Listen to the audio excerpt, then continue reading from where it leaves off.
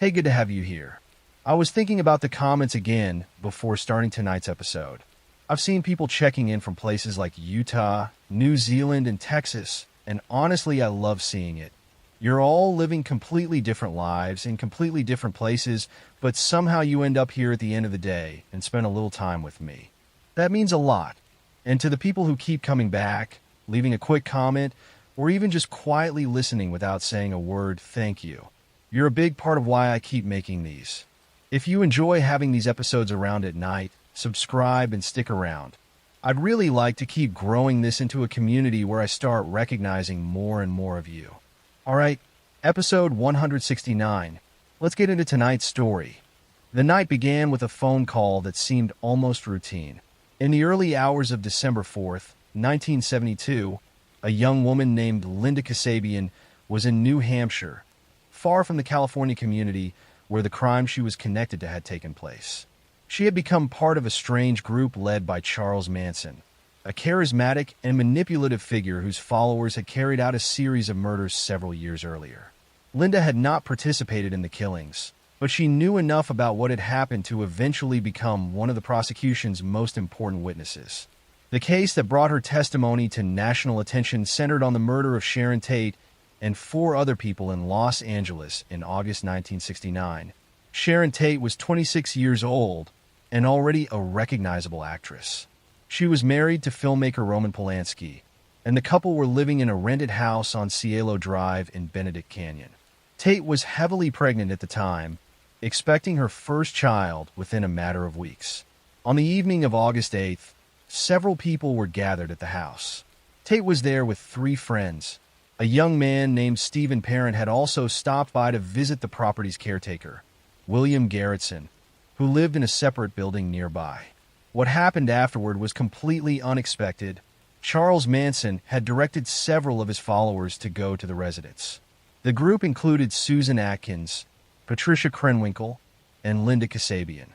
Manson himself had been involved in the planning, but Kasabian later testified that she did not know exactly what was going to happen when they arrived. The group reached the property during the night. Parent was leaving the residence when he encountered the attackers. He was shot inside his vehicle. The others inside the house were then confronted. Sharon Tate, Jay Sebring, Abigail Folger, and Wojciech Frykowski were killed during the attack. The violence was extreme, and investigators arriving afterward encountered a crime scene that immediately became one of the most notorious in Los Angeles history. The murders shocked the public partly because the victims appeared to have been chosen almost at random. There was no obvious personal connection between Manson and Tate. There was no conventional robbery. There was no argument that had suddenly escalated. Instead, investigators began searching for an explanation that could account for why a group of young people would enter a stranger's home and commit such a horrific crime. At first, detectives had very little to work with. They interviewed neighbors and examined the property. They collected physical evidence and attempted to reconstruct the movements of everyone who might have been near Cielo Drive that night. The investigation became even more complicated because the killers had left behind evidence suggesting a deliberate attempt to create confusion. For several months, the murders remained unresolved. Then another killing occurred. Leno LaBianca and his wife, Rosemary, were murdered in their Los Angeles home on August 10th, 1969. The circumstances were connected to the same group, and investigators eventually realized that the crimes were not isolated. The investigation began closing in on the Manson family. Members of the group had been living together at the Spahn Ranch, a former movie ranch outside Los Angeles. Their unusual lifestyle had already attracted some attention, and investigators began questioning people connected to the community. One of the people who eventually became crucial was Susan Atkins. While incarcerated on an unrelated charge, Atkins spoke about the murders. Information she provided eventually helped detectives connect Manson and his followers to the killings. Investigators then began assembling a case that depended not simply on one person's statement, but on a network of testimony and physical evidence. Linda Kasabian became especially important because she had been present during the Tate and LaBianca incidents. Her role was different from that of the other defendants. She had accompanied the group, but maintained that she had not participated in the killings. After leaving the Manson group, she contacted authorities and eventually agreed to testify. Her testimony lasted for days. She described the group's movements, the instructions given by Manson, and what she saw during the nights when the murders occurred. For the prosecution, her evidence helped transform a confusing series of crimes into a coherent timeline. The defense challenged her credibility and emphasized that she had been involved with the group. Kasabian acknowledged her presence, but maintained that she had not taken part in the actual killings. The trial became one of the most closely followed criminal proceedings in the United States. Manson attempted to exert influence even inside the courtroom. His followers remained intensely loyal to him, and the proceedings were filled with bizarre behavior and dramatic confrontations. The case became a media spectacle, but beneath the headlines was a complicated prosecution involving multiple defendants and a disturbing question about influence, manipulation, and personal responsibility. In January 1971, Manson and the principal defendants were convicted of murder and conspiracy to commit murder. They were initially sentenced to death. Later, after the California Supreme Court invalidated the state's death penalty statute, their sentences were changed to life imprisonment with the possibility of parole. The legal story continued for decades. Manson remained incarcerated until his death in 2017. Susan Atkins died in prison in 2009.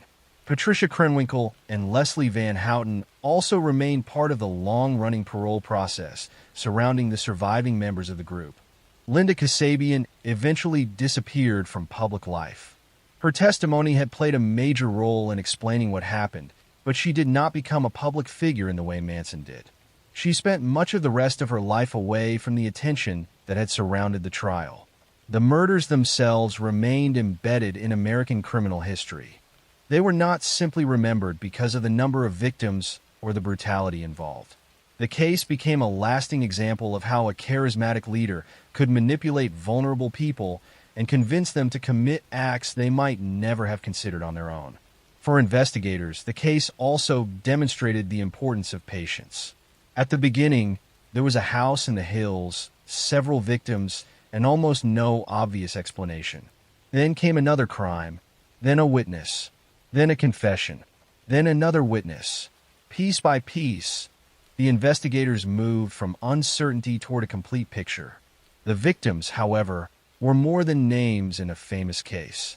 Sharon Tate was preparing for motherhood. Jay Sebring was a successful hairstylist and a close friend of Tate. Abigail Folger was an heiress and social activist.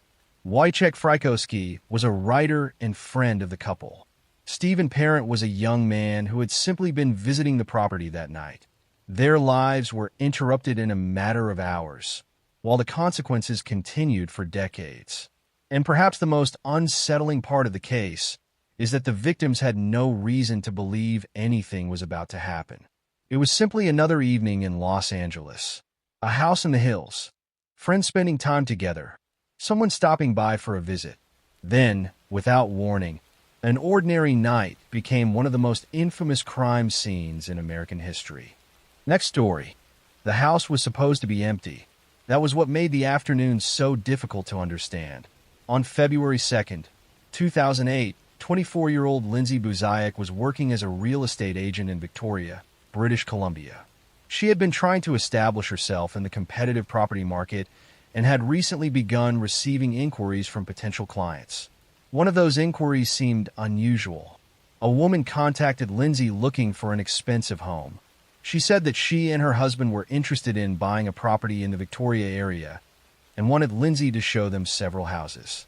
For a young agent, a serious buyer looking at expensive properties could be an important opportunity. Lindsay agreed to meet them. The couple requested that she show them a particular house in the Gordon Head neighborhood of Saanich. The property was vacant and available for viewing, which meant Lindsay could meet the prospective buyers there without disturbing the occupants. There was nothing immediately alarming about the arrangement. Lindsay arrived at the property on the afternoon of February 2nd. Her boyfriend, Jason Zalo, was also in the area. He was a real estate agent himself and had agreed to meet Lindsay after she finished showing the house. Lindsay entered the property with the couple. A short time later, Jason arrived outside. He expected the viewing to be routine. Instead, he found something deeply wrong. The house was quiet. Lindsay was not answering her phone. Jason entered the property and discovered her body. She had been murdered inside the house. The couple who had arranged the viewing were gone. What followed became one of the most puzzling murder investigations in British Columbia. Investigators quickly determined that Lindsay had been specifically targeted. The crime did not appear to be a random burglary or an accidental encounter that had suddenly turned violent. Someone had arranged a meeting with her. Someone had convinced her to enter an empty house. And someone had known exactly where she would be and when she would arrive. The fake buyers had apparently planned the encounter carefully. The woman who contacted Lindsay had spoken with her by telephone before the appointment. She used a name that investigators later determined was false. The couple also provided a phone number that did not lead detectives directly to their identities. Descriptions given during the investigation suggested that the pair had gone to considerable effort to appear like ordinary prospective buyers.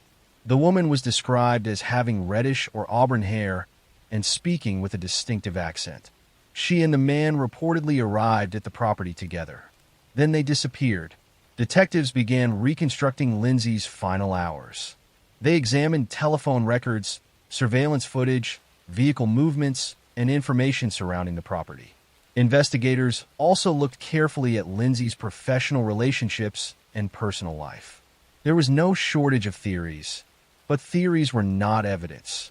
Lindsay had worked in real estate, meaning she regularly met strangers. She had access to information about properties and clients, and investigators had to determine whether the murder was connected to her work or to something entirely separate. The possibility that the killers had deliberately used her profession to reach her became particularly disturbing. The appointment had brought Lindsay to the house. Without that appointment, she would probably never have been there. Investigators also learned that Lindsay had expressed concerns about some unusual interactions before her death. People close to her remembered that she had been uncomfortable about certain circumstances surrounding the mysterious clients. But the investigation could not immediately establish why she had been selected. Years passed. The case remained open. Detectives continued receiving information from members of the public, and investigators repeatedly appealed for anyone with knowledge of the identities of the supposed buyers to come forward. The identities of the couple became one of the central mysteries. Who were they? Where had they come from? Why had they chosen Lindsay? And most importantly, who had arranged the meeting? The investigation eventually revealed another important detail. The telephone used by the female caller had been difficult to trace, and investigators believed the people behind the appointment had taken deliberate steps to conceal their identities. That suggested planning. This was not necessarily someone who had impulsively encountered Lindsay.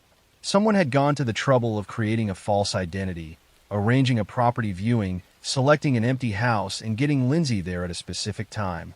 The crime therefore raised the possibility of an underlying motive that had nothing to do with the property itself. Investigators examined Lindsay's relationships and searched for anyone who might have wanted her dead. They also considered whether she could have been targeted because of information she possessed through her work. Yet despite years of investigation, no definitive motive has been publicly established. The case attracted national attention in Canada because of the unusual circumstances surrounding the killing. Lindsay had not simply disappeared after leaving work. Her death occurred during what should have been an ordinary professional appointment. Her family was left with a particularly painful reality. The people who killed Lindsay had apparently spent time speaking with her before the murder. They had arranged the meeting. They had convinced her that they were legitimate clients. And once they had accomplished what they came to do, they vanished. More than a decade later, investigators continued to describe the case as an active investigation. Tips were still being reviewed, and authorities continued seeking information about the people involved. The house where Lindsay was murdered eventually became just another property in a neighborhood that had continued to change. People moved on. New residents came and went. The streets remained ordinary. But the questions surrounding that afternoon never disappeared. Lindsay had arrived expecting to help someone find a home. She had no reason to believe that the people waiting for her were not genuine buyers. She entered the house believing she was beginning another appointment in her young career. Instead, she walked into a carefully arranged trap. Next story. The first sign that something was wrong was a car that nobody recognized. It was parked outside a small apartment building in Worcester, Massachusetts, on a Sunday morning in 1968. The vehicle had been sitting there for hours, and because the neighborhood was normally quiet, one of the residents eventually became curious enough to look closer. Inside the building lived 29-year-old Antoinette Frank. Antoinette was originally from France and had moved to the United States with her husband, Robert. The couple had settled into an ordinary life in Worcester, where Robert worked and Antoinette spent much of her time at home caring for their young son. There was nothing about the family that suggested they were about to become part of a murder investigation. On the evening of January 7th, Antoinette's husband left the apartment for work. She remained at home with their son. The following morning, Robert returned and immediately noticed something was wrong. The apartment was unusually quiet. Antoinette was nowhere to be found. Their young son was still inside. At first, Robert believed she might have gone out briefly. But as he looked around the apartment, the situation became increasingly difficult to explain. Her belongings were still there.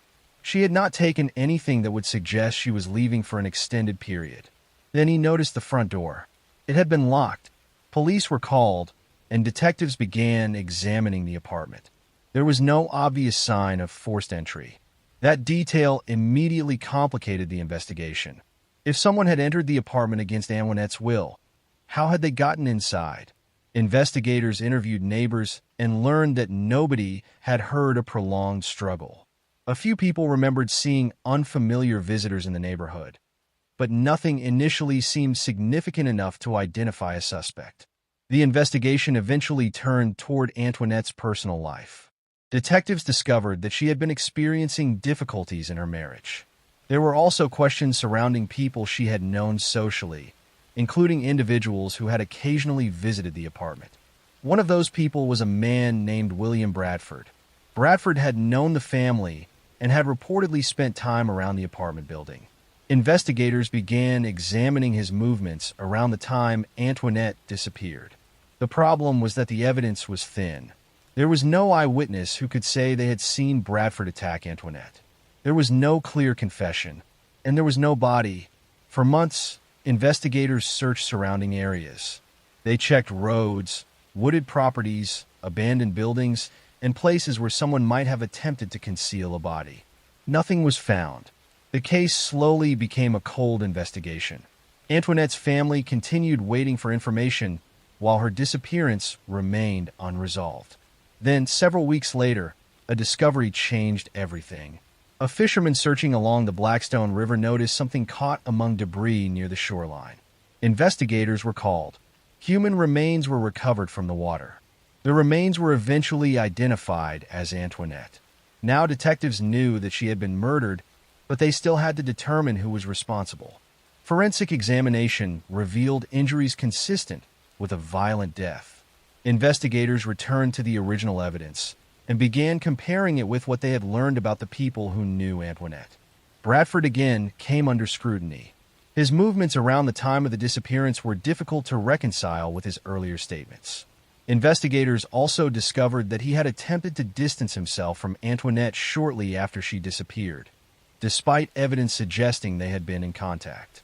The prosecution eventually argued that Bradford had gone to Antoinette's apartment while her husband was away, and that an argument or confrontation had escalated into murder. The defense disputed the prosecution's reconstruction. The case relied heavily on circumstantial evidence, because there was no eyewitness to the killing. Jurors nevertheless heard testimony about Bradford's relationship with Antoinette, his movements, statements made during the investigation, and the evidence recovered from the river. After deliberation, Bradford was convicted of murder. He received a life sentence. For Antoinette's family, the conviction brought an answer after months of uncertainty, but it could not undo the damage caused by her death or the years of questions that followed. What remained particularly haunting was how ordinary the beginning of the case had been. A husband went to work. A young mother stayed home with her child. A quiet apartment building settled into another night. By morning, one person was gone. There had been no public confrontation and no dramatic disappearance witnessed by a crowd. The crime had unfolded inside a private space, leaving investigators with a locked door, an absent woman, and a family trying to understand how an ordinary evening had ended so terribly. And for the people who lived in that building, the unfamiliar car outside became a memory they would never forget. At the time, it was simply a vehicle that did not belong there. Later, it became one of those small details that seemed insignificant until everything else was finally understood. Next story. The rain had stopped by the time the police reached the apartment building. It was shortly after sunrise in December 2001, and the streets of Oklahoma City were still quiet. Inside a small apartment, a woman named Ashley Ellerin had failed to answer her phone. Ashley was 22 years old. She was studying at a local college and working part-time while trying to build a more independent life. Friends described her as outgoing and sociable, someone who enjoyed going out with friends but was also focused on her future. The previous evening had been particularly ordinary. Ashley had plans to meet actor Ashton Kutcher for dinner. The two had been getting to know each other, and Kutcher had arranged to pick her up. When he called, Ashley told him she was getting ready and would be home soon. But the evening did not go as planned. Kutcher later said that he arrived outside the apartment and tried to contact her. He called several times and knocked on the door, but nobody answered. He eventually left. At the time, there was no reason for him to believe that anything terrible had happened. The following morning, Ashley's friend arrived at the apartment and discovered her body. She had been murdered. The investigation immediately focused on the apartment itself. Detectives examined the entrance, the rooms, the furniture, and every available piece of physical evidence. They interviewed Ashley's friends and tried to establish who had seen her during the final hours of her life. The case received significant attention because of the circumstances surrounding Ashley's planned date, and because she had been found inside a residence where there was no obvious explanation for how the killer had entered. Investigators eventually developed a theory that the murderer had gained access through an unlocked door. But who was responsible? For years, the answer remained unknown. The case was eventually connected to a series of other attacks involving women in the Los Angeles area. Investigators began comparing evidence from different crime scenes, looking for similarities that might indicate the same offender. One name repeatedly appeared in the broader investigation: Michael Gargiulo. Gargiulo had worked as a repairman and lived in the same general area as several of the victims. He had a reputation for being friendly and helpful, and nothing about his appearance suggested the kind of person investigators were searching for. But forensic evidence eventually connected him to Ashley's murder. DNA testing became increasingly important as technology improved. Evidence recovered from the scene was examined again, and investigators were able to identify a genetic connection that had not been available during the original investigation. Gargiulo was arrested in 2008 in connection with another murder. The arrest gave investigators an opportunity to revisit older unsolved cases. Ashley Ellerin's name was among them. The prosecution argued that Gargiulo had targeted women who lived near him and had used his familiarity with neighborhoods and apartment buildings to gain access, without immediately attracting suspicion. At trial, prosecutors presented evidence connecting him to multiple attacks. The defense challenged the evidence and disputed the prosecution's interpretation of the crimes. The case took years to move through the courts. Eventually, Gargiulo was convicted of the murders of Ashley Ellerin and another woman, Maria Bruno. He was also convicted in the attempted murder of Michelle Murphy, who survived an attack and became an important witness in the case. The court ultimately sentenced Gargiulo to death. For Ashley's family, the conviction came nearly 2 decades after her death. The night she was killed had begun with plans that were completely ordinary. She had expected to go out for dinner. She had spoken to someone who was coming to pick her up. She had been preparing for the evening. Then someone entered her apartment, and everything changed. What makes the case especially unsettling is how close the investigation came to the truth without knowing it. A person had been standing outside Ashley's home that night. knocking on her door and waiting for her to answer. He had no idea that she was already dead. The investigation would eventually show that the person responsible had been living in the same community and moving through ordinary neighborhoods while concealing a violent side of his life. For years, the case remained an unanswered question. Who had entered Ashley's apartment? Why had she been targeted? How many other victims might be connected?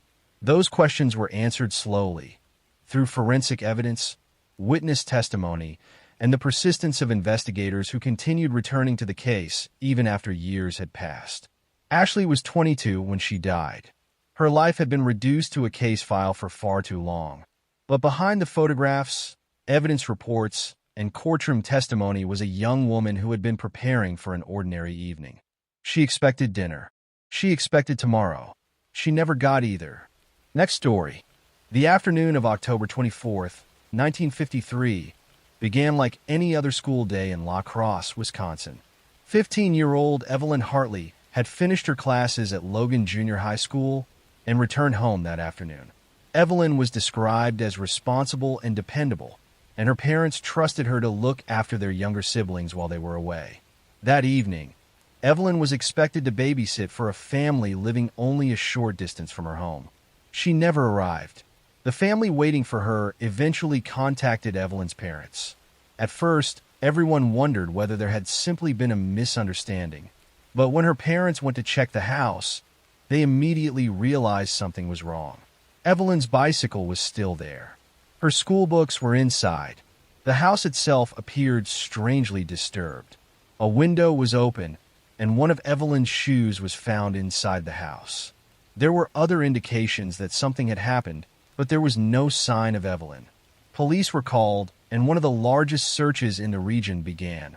Officers, firefighters, National Guard personnel, and volunteers searched streets, wooded areas, fields, and surrounding properties. Hundreds of people participated as the investigation attracted attention throughout Wisconsin. What made the disappearance especially frightening was the lack of a clear explanation. Evelyn had not simply walked away with a suitcase or prepared to leave home. She had been expected somewhere nearby and had apparently been interrupted before she could leave normally. Investigators began interviewing people throughout the neighborhood. Several witnesses reported seeing a suspicious man or vehicle around the area, but the descriptions were inconsistent. Police also examined fingerprints and other physical evidence recovered from the house. One particularly important piece of evidence was a fingerprint found on a screen door. Investigators believed it belonged to someone who had entered or attempted to enter the house around the time Evelyn disappeared. But identifying the person behind the print proved extraordinarily difficult. There was no national computerized fingerprint system capable of instantly comparing the evidence with millions of records. Detectives had to rely on the investigative methods available to them in 1953. They questioned known offenders. They checked people who had been seen near the neighborhood. They followed leads from other cities. They searched locations where they believed Evelyn might have been taken. Nothing produced a definitive answer. As the days turned into weeks, the search continued. Then the physical evidence began to lose its usefulness. Witness memories changed. Some leads could not be confirmed. The investigation gradually became one of Wisconsin's most enduring unsolved mysteries. Evelyn's family never received an explanation for what happened to her. Her disappearance was particularly painful because there was no confirmed location where she had been taken and no body that investigators could recover. The case remained suspended between the evidence found inside the house and the unanswered question of what happened afterward. Over the decades, investigators periodically returned to the case. Advances in forensic science created new possibilities. Old evidence could be examined with techniques that detectives in 1953 could never have imagined. Records could be searched more efficiently, and investigators could compare information from cases separated by years and sometimes by states. But despite those advances, Evelyn's disappearance remained unsolved. The case has never stopped attracting attention because of the extraordinary amount of evidence collected during the original investigation. There was a bicycle, there were school books, there was the disturbed house, there were fingerprints, there were witness accounts, Yet none of those pieces could answer the most important question: where did Evelyn go? For her family, the passage of time did not make the disappearance less painful. It only meant that the people who originally knew the details were gradually getting older, while Evelyn remained 15 years old in every photograph associated with the case. The neighborhood where she disappeared changed over the decades. Buildings were replaced. Roads were altered. New families moved into the area. Technology transformed the way missing person investigations were conducted. But the essential mystery remained exactly where it had been in October 1953. A teenager had left home expecting to spend an ordinary evening babysitting. She never reached the house. Her bicycle remained behind. And somewhere between those two locations, something happened that investigators have never been able to fully reconstruct.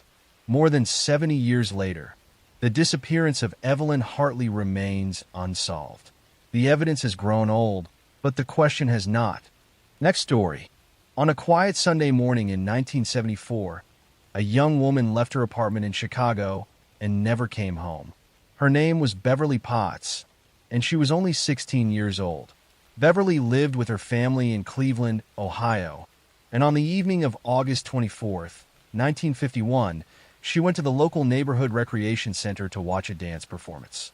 It was the kind of outing that would normally have been completely uneventful. She was expected to return home afterward, and her family assumed they would see her later that evening. But Beverly never came back. When she failed to arrive, her parents began searching for her. Friends were questioned, neighbors were contacted, and police were notified. The investigation quickly became a major search. Beverly had disappeared while walking home from the recreation center. Witnesses remembered seeing her that evening, but nobody could provide a clear explanation for where she had gone afterward. Police searched the neighborhood extensively. They checked nearby streets, parks, vacant properties, and areas along the route Beverly was believed to have taken. Volunteers joined the search, and the disappearance received significant attention throughout Cleveland. One of the most important witnesses was another young girl who had reportedly seen Beverly walking home. The witness later said she saw Beverly speaking with a man. That detail changed the investigation. Detectives began searching for a stranger who might have approached Beverly on the way home. Descriptions were circulated, but the information was limited. The man was described only generally, and investigators had no confirmed connection between him and Beverly. Days passed, then weeks. Beverly's family continued hoping that she would return. She did not. No body was found. No confirmed sighting established where she had gone, and no suspect was ever charged. The case eventually became one of Cleveland's most enduring missing person mysteries. Investigators received numerous tips over the years. Some people claimed to have seen Beverly after the night she disappeared. Others suggested that she had been taken from the neighborhood and transported somewhere else. Every credible lead was investigated. None produced an answer. As decades passed, the case became increasingly difficult to solve. Witnesses died or forgot details. Records became harder to locate. People who had been teenagers in 1951 grew old. But Beverly's family continued searching for information. The disappearance was particularly painful because there had been no clear evidence explaining what happened. Unlike cases where a body is eventually recovered, Beverly's family never received even that final certainty. She simply vanished. Modern investigators have periodically reviewed the case, and advances in forensic science have created possibilities that did not exist in the 1950s. Old evidence can sometimes reveal information through DNA analysis, genealogy, or improved examination techniques. But Beverly's case remains unresolved. There has never been a confirmed discovery of her remains. There has never been a definitive identification of the person who may have approached her that evening. And there has never been a verified explanation for what happened after she left the recreation center. What makes the case especially haunting is how ordinary the beginning was. Beverly had gone to watch a performance. She had spent an evening in her own neighborhood. Then she began walking home. At some point along that familiar route, she disappeared. The people searching for her that night could not have imagined that the case would remain open for generations. Her parents waited. Investigators searched. Neighbors remembered. Years passed, and still there was no answer. More than 7 decades later, Beverly Potts remains missing.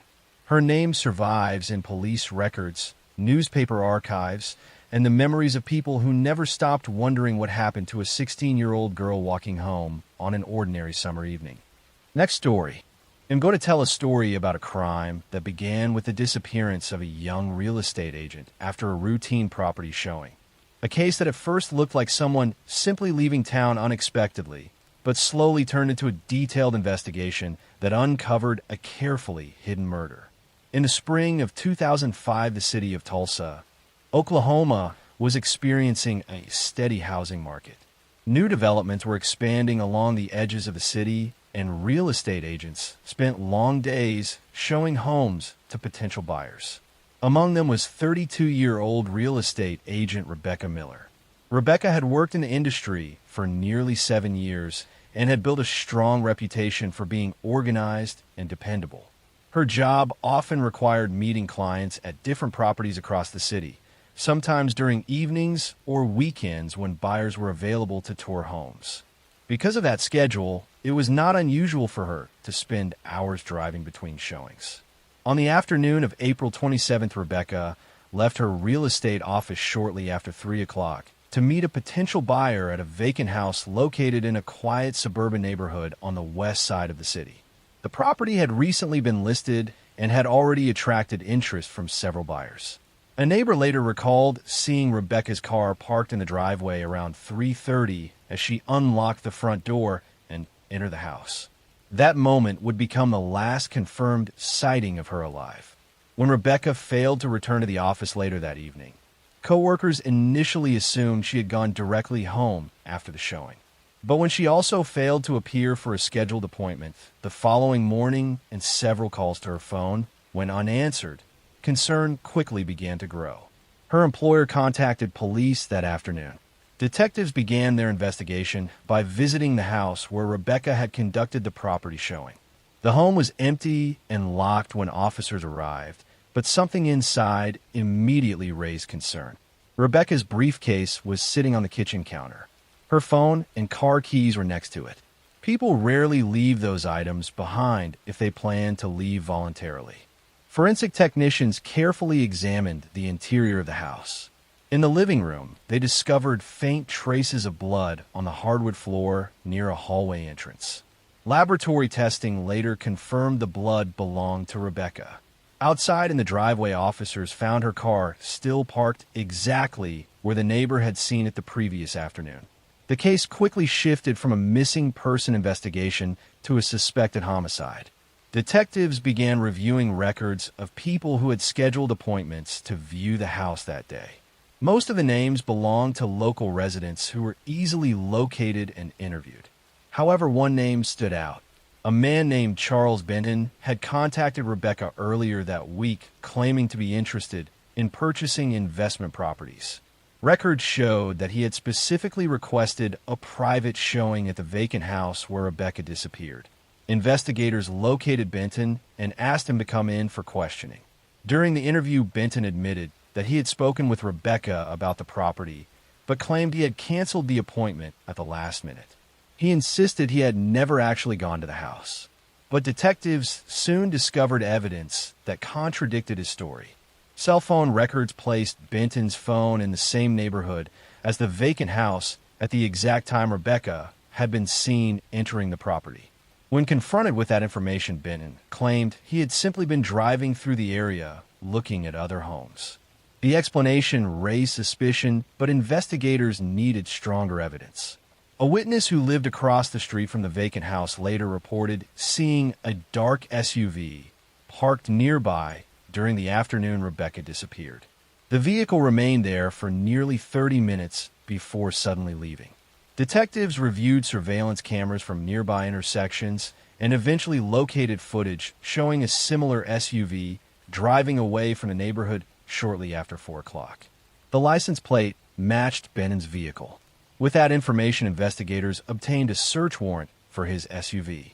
Inside the rear cargo area, forensic technicians discovered several fibers that matched the fabric from Rebecca's clothing.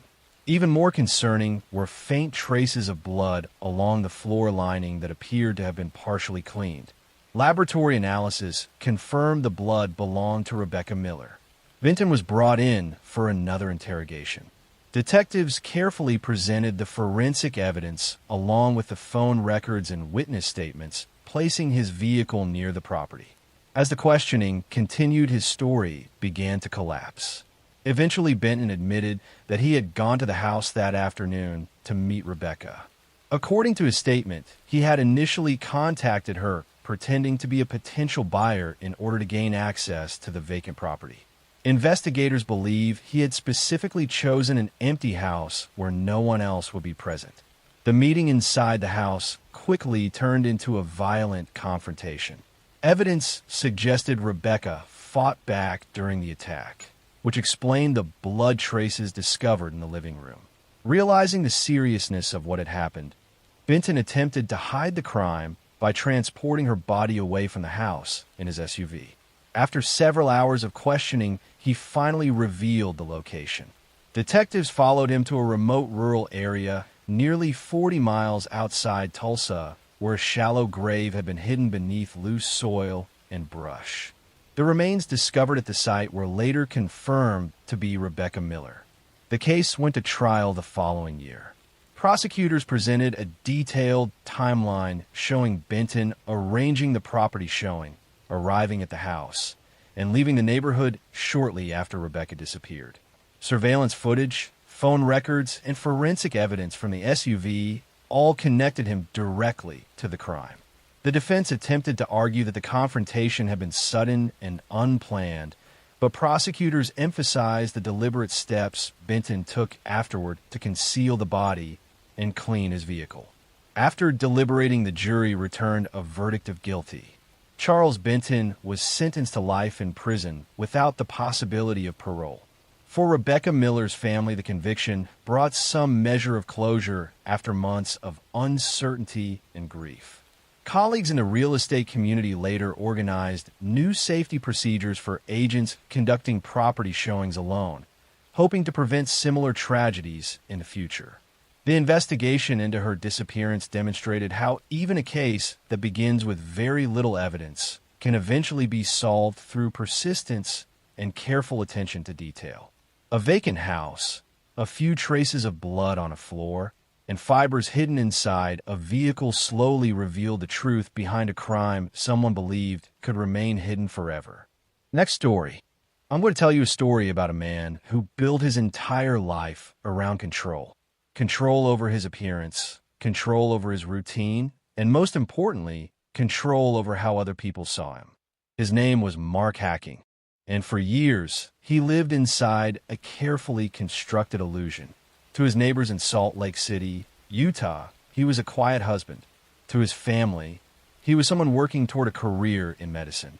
To his wife, Lori, he was a partner building a shared future filled with promise. Their apartment was small but comfortable, filled with the ordinary signs of a young couple moving forward in life. Books stacked near the bed, notes written about future plans, and schedules that reflected ambition and hope. Nothing about their life suggested instability. Nothing about Mark suggested violence. But behind the structure of that ordinary life was a secret he had been hiding for years, and that secret was slowly approaching the point where it could no longer remain hidden. Mark and Lori met years earlier and quickly formed a close bond. Lori was disciplined, motivated, and deeply supportive. She believed in Mark's future. She believed in his intelligence. He had told her he was attending medical school, that he was progressing toward becoming a doctor. She trusted him completely. She told friends and family about his achievements with pride. Their families celebrated their progress, believing they were watching two young people build a stable and meaningful future. Mark reinforced this belief by maintaining routines that appeared consistent with his claims. He left home at expected hours. He spoke about exams. He discussed academic pressures. He created the appearance of someone moving steadily toward a professional career. But the truth was different. Mark had never been accepted into medical school. He had lied. The lie did not exist as a single moment of deception. It existed as a structure, something he maintained daily. Each morning he left the apartment not to attend classes, but to preserve the illusion. Each conversation with Lori reinforced the false reality he had created. He understood that the longer the lie existed, the more difficult it would become to escape it. But instead of admitting the truth, he continued building layers around it. He avoided situations where his claims could be directly verified. He controlled conversations. He provided explanations that prevented deeper questioning. He lived in constant awareness that exposure could happen at any moment. By July 2004, that moment was approaching. Lori had begun preparing to move with Mark to North Carolina, where he claimed he had been accepted into a medical program. She had told her family. She had made plans. She had trusted completely in the future he described. But unknown to her, the truth was beginning to surface. Verification requests were being made. Records were being examined. The illusion was weakening. On the morning of July 19th, 2004, Lori woke up early. It was an ordinary morning. She told Mark she planned to go for a run. She often exercised in the mornings. It was part of her routine. She left the apartment wearing running clothes. She did not take her phone. She did not take identification. She did not take anything unusual. She never returned. At first, Mark's behavior appeared consistent with concern. He told people she had gone running and had not come back. He contacted family members. He spoke with police. He repeated the same explanation. He said he had been asleep when she left and did not know what happened after that. Investigators responded quickly. Missing person cases always begin with urgency, especially when the disappearance is sudden and unexplained. They searched nearby areas. They interviewed neighbors. They examined possible routes Lori might have taken during her run. But investigators quickly noticed something unusual. There was no evidence she had gone running. No witnesses had seen her. No cameras captured her. No physical signs suggested she had left the apartment alive. Investigators began focusing on the last person known to have seen her, Mark. At first, his explanations appeared calm and consistent. He described waking up after she had left. He described assuming she had gone running as planned. He described becoming concerned when she did not return. But investigators are trained to observe details beyond words. They observe timing. They observe inconsistencies. They observe behavior. They examined his movements carefully. They discovered that on the day Lori disappeared, Mark had driven his car to a location investigators would later identify as a landfill transfer station. This discovery was critical. Landfill transfer stations serve as collection points where trash is deposited before being transported to larger landfills. Material deposited there becomes extremely difficult to recover. Investigators examined records. They confirmed Mark had accessed the station that morning. This contradicted his earlier statements. He had not mentioned visiting the station. Investigators searched the apartment. Inside, they discovered evidence that suggested violence had occurred. Blood evidence was found. Attempts have been made to clean it. Cleaning can remove visible signs, but forensic analysis can reveal what remains beneath the surface. Investigators used chemical detection methods that exposed traces invisible to the naked eye. The apartment had been cleaned deliberately. Investigators now understood that Lori had never left the apartment alive. Attention intensified. Search teams focused on the landfill connected to the transfer station Mark had visited. This was an enormous task. Landfills contain massive amounts of material, layered and compressed. Finding specific evidence within them requires extraordinary effort. Investigators coordinated teams. They examined records. They identified sections most likely connected to the material deposited that day. Meanwhile, Mark's behavior changed. Under pressure, maintaining his illusion became impossible. On October 1st, 2004, he confessed. He admitted that Lori had discovered the truth. She had learned he was not attending medical school. She had confronted him. The confrontation forced him to face the collapse of the identity he had built, the life he had presented, the future he had promised, the respect he had received. All of it was built on deception. In that moment, he chose violence instead of truth. His confession confirmed what investigators had already begun to prove through evidence. He was arrested. The investigation that followed revealed the full timeline. His lies had been maintained for years. He had constructed routines designed to prevent discovery. He had relied on trust. He had relied on Lori's belief in him. He had relied on the assumption that the illusion could continue indefinitely. But illusions require constant maintenance. And eventually, reality breaks through. At trial, the evidence was clear. Forensic evidence from the apartment, records from the landfill, his own admission. The jury heard the timeline in detail, understanding how his deception had evolved, how it had reached a breaking point, and how investigators had followed the evidence patiently until the truth was undeniable. Mark Hacking was convicted and sentenced to life in prison. Today, he remains incarcerated, his life defined not by the future he once pretended to pursue, but by the evidence that exposed him. Next story.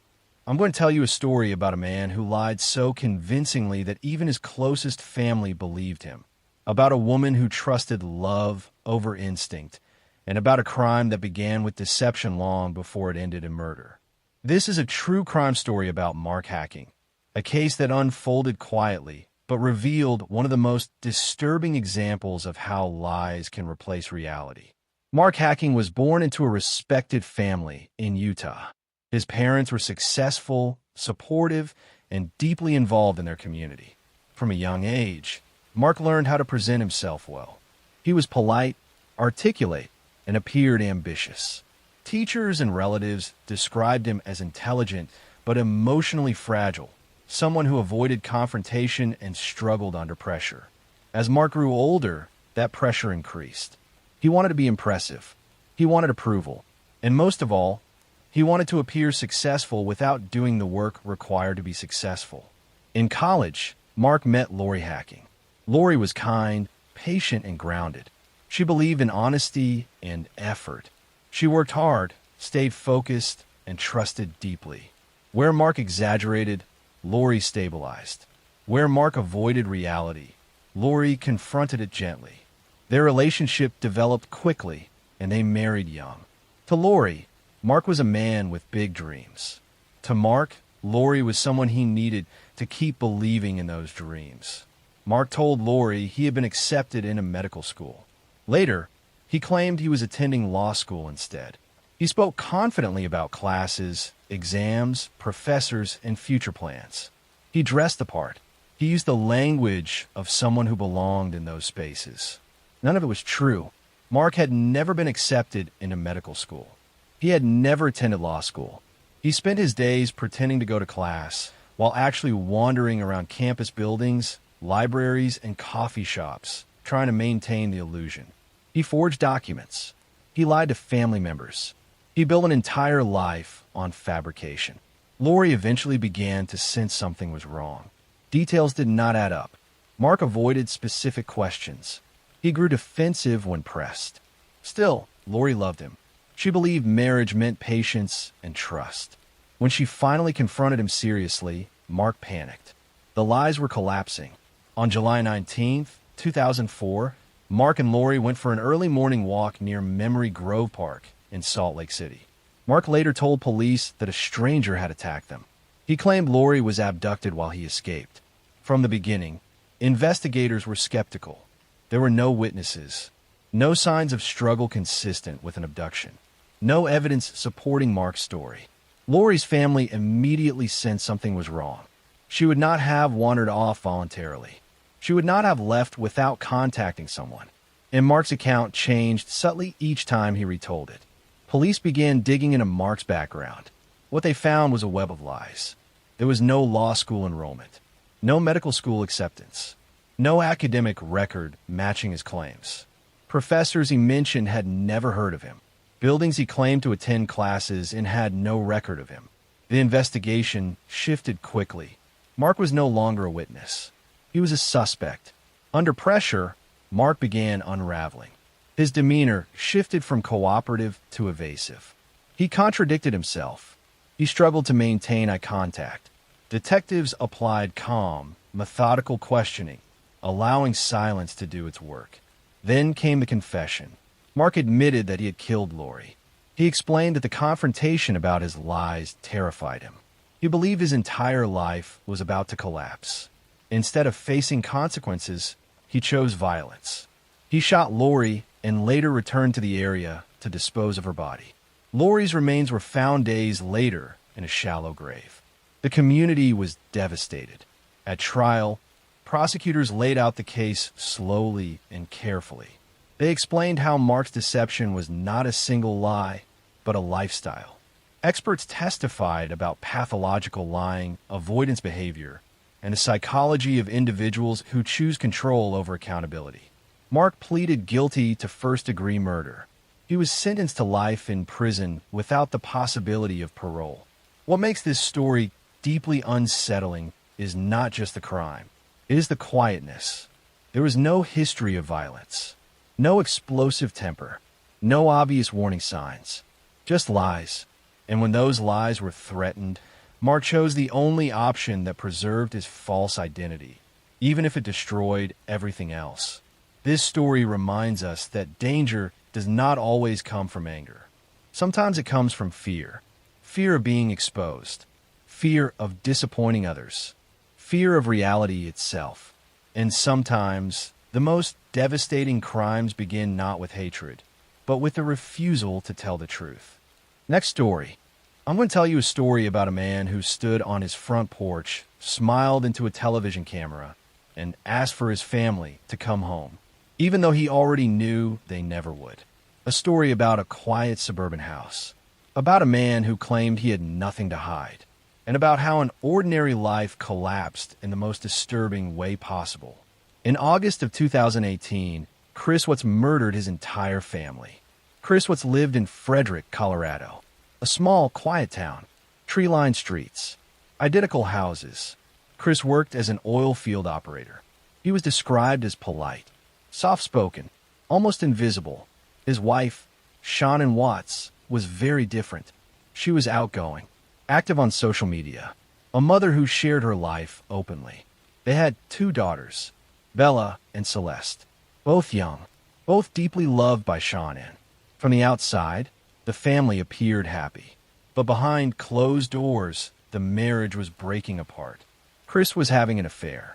Her name was Nicole Kessinger. With her, Chris felt free, unburdened, unattached.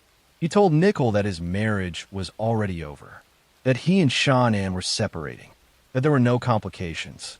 None of that was true. Shannon was pregnant, 15 weeks along. They had planned the baby together, or at least Shannon believed they had. By the summer of 2018, Chris felt trapped. Trapped by responsibility, by expectations, by the life he had built.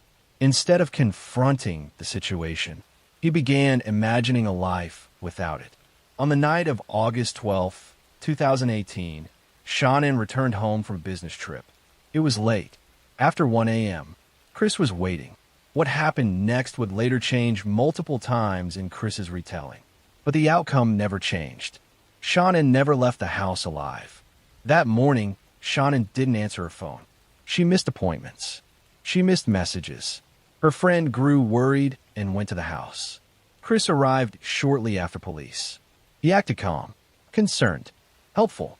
He told officers his wife and children were missing. Their car was still there. Their shoes were still inside. Chris stood in the doorway and shrugged. Soon after, Chris agreed to speak to the media. He stood on his front porch, smiling awkwardly. He said he just wanted his family back, that he didn't know where they were. But his words felt empty. Investigators noticed things immediately. Chris showed no urgency, no panic, no visible fear. He avoided eye contact. He laughed nervously, and his story began to crack. Within days, police discovered the affair. They confronted Chris. He failed a polygraph test, and then he confessed. But even then, the truth came out slowly. Chris admitted to killing Shannon. then later admitted to killing his daughters. He described loading their bodies into his truck before sunrise. He drove to his work site, and there, in an act that stunned even seasoned investigators, he disposed of his daughters' bodies in oil tanks. Shannon was buried nearby in a shallow grave. The crime shocked the country. The brutality was horrifying, but what disturbed people most was how calm Chris had been, how normal. Chris pleaded guilty to avoid the death penalty. In November 2018, he was sentenced to life in prison without parole. He will never be released. In later interviews, Chris attempted to explain himself. He spoke quietly, without emotion. He said he wanted a new life, a clean slate. But what remained was devastation. Shannon Watts was remembered as a devoted mother, a woman who loved fiercely, who trusted completely. Bella and Celeste were remembered as joyful, playful, innocent. Their lives ended not because of anger, but because of selfishness. The Watts house was eventually sold, but the story remains. A reminder that sometimes the greatest danger is not chaos, but silence, not rage, but calculation, and that the people we think we know best may be living an entirely different life. Next story.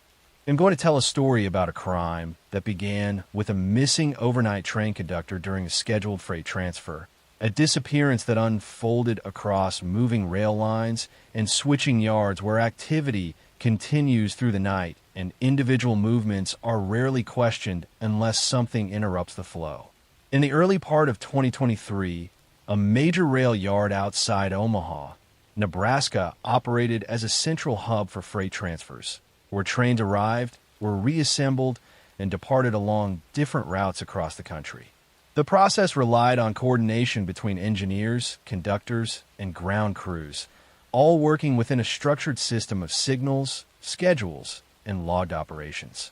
Among those assigned to overnight duty was 44-year-old conductor Michael Turner, an experienced rail worker responsible for overseeing cargo transitions, verifying car alignments, and ensuring that switching procedures were executed correctly. On the night of February 9th, Michael began his shift shortly before midnight, checking in with the control office and reviewing the sequence of incoming and outgoing freight movement scheduled for the early morning hours. His responsibilities required him to move between locomotives and ground positions, communicating with engineers and yard controllers while documenting each completed step through a digital logging system. Over the next several hours, his activity followed a predictable pattern, with entries confirming completed switches, verified couplings, and coordinated departures. At approximately 3:11 a.m., Michael logged a routine verification near a secondary track line positioned toward the outer edge of the yard, an area used for staging rail cars before integration into outgoing trains. That section of the yard was less active than the central switching zone and offered fewer direct lines of sight from control positions. That entry would become his last. When subsequent steps in the switching process were not confirmed, controllers initially assumed a delay or temporary miscommunication, something that occasionally occurred in complex yard operations. However, as time passed without response and repeated radio calls went unanswered, concern began to grow. Supervisors initiated a ground check of the area where Michael had last reported his position. His handheld radio was found near the track where his final verification had been logged. It was still powered on, but there had been no transmissions after his last recorded communication. Nearby, his inspection light and gloves were also located, suggesting that he had not intended to leave the area. At first glance, there were no obvious signs of disturbance, but a closer examination revealed faint traces of blood along the gravel beside the rail line. Laboratory testing later confirmed that the blood belonged to Michael Turner. The investigation shifted immediately, focusing on personnel and equipment operating in that section of the yard during the relevant time frame. Rail yards are environments of constant movement, with multiple crews working simultaneously, making it necessary to reconstruct events through logs, equipment records, and limited surveillance coverage. Records showed that a yard vehicle assigned to a worker named Thomas Grady had been operating in the same outer track area during the window in which Michael's communication stopped. Grady was part of the ground crew responsible for assisting with car positioning and track alignment. When questioned, he stated that he had been performing routine duties and had not encountered Michael directly during that time. However, discrepancies emerged when investigators compared vehicle movement logs with his reported activity. The vehicle assigned to Grady had remained in the outer track area longer than required for the tasks he described, and its recorded path overlapped directly with the location where Michael's equipment had been found. Additionally, surveillance from a distant yard camera captured partial footage of the vehicle positioned near that section of track during the critical time frame. A search warrant executed on Grady's assigned vehicle revealed further evidence. Forensic teams trace biological material that had been partially cleaned from the interior, along with particulate matter consistent with the specific section of track where Michael had last been seen. Laboratory analysis confirmed that the biological traces matched Michael. During a second interview, investigators presented the sequence of evidence, aligning communication logs, vehicle tracking data, and forensic findings into a cohesive timeline. As the structure of events became more defined, Grady's account began to shift. He admitted to encountering Michael near the outer track, stating that a disagreement had occurred regarding switching procedures and equipment handling. Investigators determined that the confrontation escalated within the isolated section of the yard, where noise from ongoing rail activity and limited visibility reduced the likelihood of immediate detection.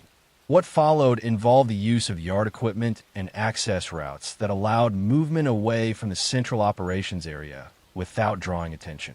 It required extended questioning before Grady disclosed where he had taken him, leading investigators to a location beyond the rail yard, where evidence confirmed the outcome of the case. At trial, the prosecution focused on how operational records, movement logs, and physical evidence combined to reconstruct events within an environment defined by constant motion. Thomas Grady was found guilty and sentenced to life imprisonment without the possibility of parole. For those who worked in rail operations, the case underscored how systems designed to manage large-scale movement can still depend on individual accountability, and how the absence of a single voice on a radio, in a place where communication is constant, can signal a disruption far more serious than a routine delay. Next story. On the evening of February 15th, 2010, snow was falling across the quiet streets of McLean, Virginia, covering sidewalks and parked cars in a layer of white that made the neighborhood seem almost silent. Inside one large suburban home, however, investigators would soon uncover a scene so violent that experienced detectives later admitted it stayed with them for years. The victims were not strangers connected by coincidence. They were members of the same family, attacked inside a house where nothing initially suggested danger from the outside world. That night, 40-year-old Teresa Harrison failed to arrive for a planned meeting with relatives. Calls went unanswered. At first, family members assumed weather delays or routine complications, but concern escalated quickly because Teresa was known for staying in close contact. By the following day, relatives requested a welfare check at the home she shared with her husband, William Harrison, and their young daughter. Police entered the residence, expecting perhaps a medical emergency or storm-related issue. Instead, they discovered all three family members dead inside the house. The crime scene was severe and deeply personal. There were signs of prolonged violence rather than sudden intrusion. Furniture had been disturbed, but not in the chaotic way typically associated with burglary. Valuables remained untouched. Doors and windows showed no evidence of forced entry. Investigators immediately began questioning whether the killer had been someone known to the family. The husband, William Harrison, had suffered injuries as well, but forensic examination quickly raised doubts about the sequence of events described in the initial narrative surrounding the case. Some injuries appeared inconsistent with defensive wounds from an unexpected attack. Detectives also noticed that certain details inside the house looked arranged after the violence had already occurred. As investigators reconstructed the timeline, they focused heavily on financial records, communications, and personal relationships within the household. What emerged was a picture of mounting pressure hidden beneath the appearance of suburban stability. William Harrison had been facing significant financial stress tied to employment issues and debt. Friends later described tension inside the marriage that had not been publicly visible before the murders. Phone records and computer activity became central to the investigation. Detectives discovered searches and online activity suggesting planning before the killings occurred. There were also inconsistencies in statements given about the final hours before the attack. Certain details changed subtly each time events were retold. The absence of forced entry became one of the most important facts in the case. Investigators concluded that the killer had either been willingly allowed inside or had already been inside the home when the violence began. Combined with the staged appearance of parts of the scene, suspicion increasingly centered on William Harrison himself. The prosecution later argued that the murders were not spontaneous acts of rage, but deliberate killings connected to financial collapse and personal desperation. According to investigators, William Harrison attempted to create confusion around the timeline and severity of events in hopes of delaying suspicion long enough to support an alternate explanation. Forensic evidence contradicted that effort. Blood pattern analysis, movement inside the house, and injury sequencing all suggested the attack unfolded in a way very different from the version initially implied. Investigators believe the crime scene had been partially manipulated afterward to create uncertainty. The case moved steadily toward trial. During proceedings, prosecutors presented a detailed reconstruction of the family's final night. Financial strain, marital conflict, and digital evidence formed the backbone of their argument. The defense challenged the interpretation of forensic findings and argued that the case relied too heavily on circumstantial conclusions rather than direct proof. But jurors were shown how every major element aligned toward the same explanation. No intruder evidence existed. No robbery had occurred. No unknown suspect could be placed near the home. Instead, the evidence pointed inward toward someone already trusted within the household. William Harrison was ultimately convicted and sentenced to life imprisonment. What disturbed many people about the case was not simply the violence, but the contrast between the outside appearance of the family's life and the reality investigators uncovered afterward. The home stood in a quiet neighborhood where neighbors recalled ordinary routines, snow-covered driveways, and no visible warning signs. Yet behind that normalcy, pressure had been building silently. Cases like this often leave a lasting impact because they overturn assumptions about safety. There was no dark alley, no unknown predator waiting outside, no sudden random encounter. The threat existed within the structure of everyday domestic life itself. The snowfall that night eventually melted. News crews left. The neighborhood returned to routine. But the investigation revealed how carefully appearances can hide collapse until a single night exposes everything underneath. The Harrison family case became another reminder that some of the most devastating crimes begin not with chaos arriving from outside, but with desperation growing quietly behind closed doors until it reaches a point where ordinary life can no longer contain it. Next story. I'm going to tell you a story about a 12-year-old girl who was having a sleepover with friends, about a man who broke in her bedroom in the middle of the night, and about how one of the longest and most expensive manhunts in American history led to the capture of a predator who had been hiding in plain sight for 18 years. In October 1993, 12-year-old Polly Klaas was having a slumber party at her home in Petaluma, California. Polly and two of her friends were playing board games and having fun in her bedroom, while Polly's mother and younger sister slept in other parts of the house. Around 10:30 that night, a man wearing a bandana over his face suddenly appeared in Polly's bedroom doorway. The intruder was carrying a knife and told the terrified girls to be quiet. He tied up Polly's two friends with cloth strips, then grabbed Polly and took her out of the house. The two friends managed to free themselves and immediately woke Polly's mother, Eve. She called the police, and within minutes, officers were at the house and a massive search began. The abduction of Polly Klaas became national news almost immediately. The idea of a child being kidnapped from her own bedroom during a sleepover was every parent's worst nightmare. Polly's father, Mark Klaas, and mother, Eve, appeared on television, making emotional pleas for Polly's safe return. Celebrities, including Winona Ryder, who was from Petaluma, offered reward money for information. The search for Polly was enormous. Thousands of volunteers searched fields, wooded areas, and abandoned buildings throughout Northern California. The FBI joined the investigation, and Polly's case received coverage on national news programs and shows like America's Most Wanted. Everyone was hoping that Polly would be found alive and returned to her family. Police had a description of the suspect from Polly's two friends who had seen him. They created composite sketches and distributed them widely. Tips poured in by the thousands, and investigators followed up on every lead. Despite all the efforts, there were no solid clues about where Polly had been taken or who had taken her. Then investigators caught a break. On the night of Polly's abduction, deputies from a nearby county had encountered a man whose car was stuck in a ditch on a rural road not far from Petaluma. The man claimed he had been sightseeing and had gotten stuck. The deputies helped him get his car out and sent him on his way, never realizing they had just let Polly Klaas's kidnapper drive away.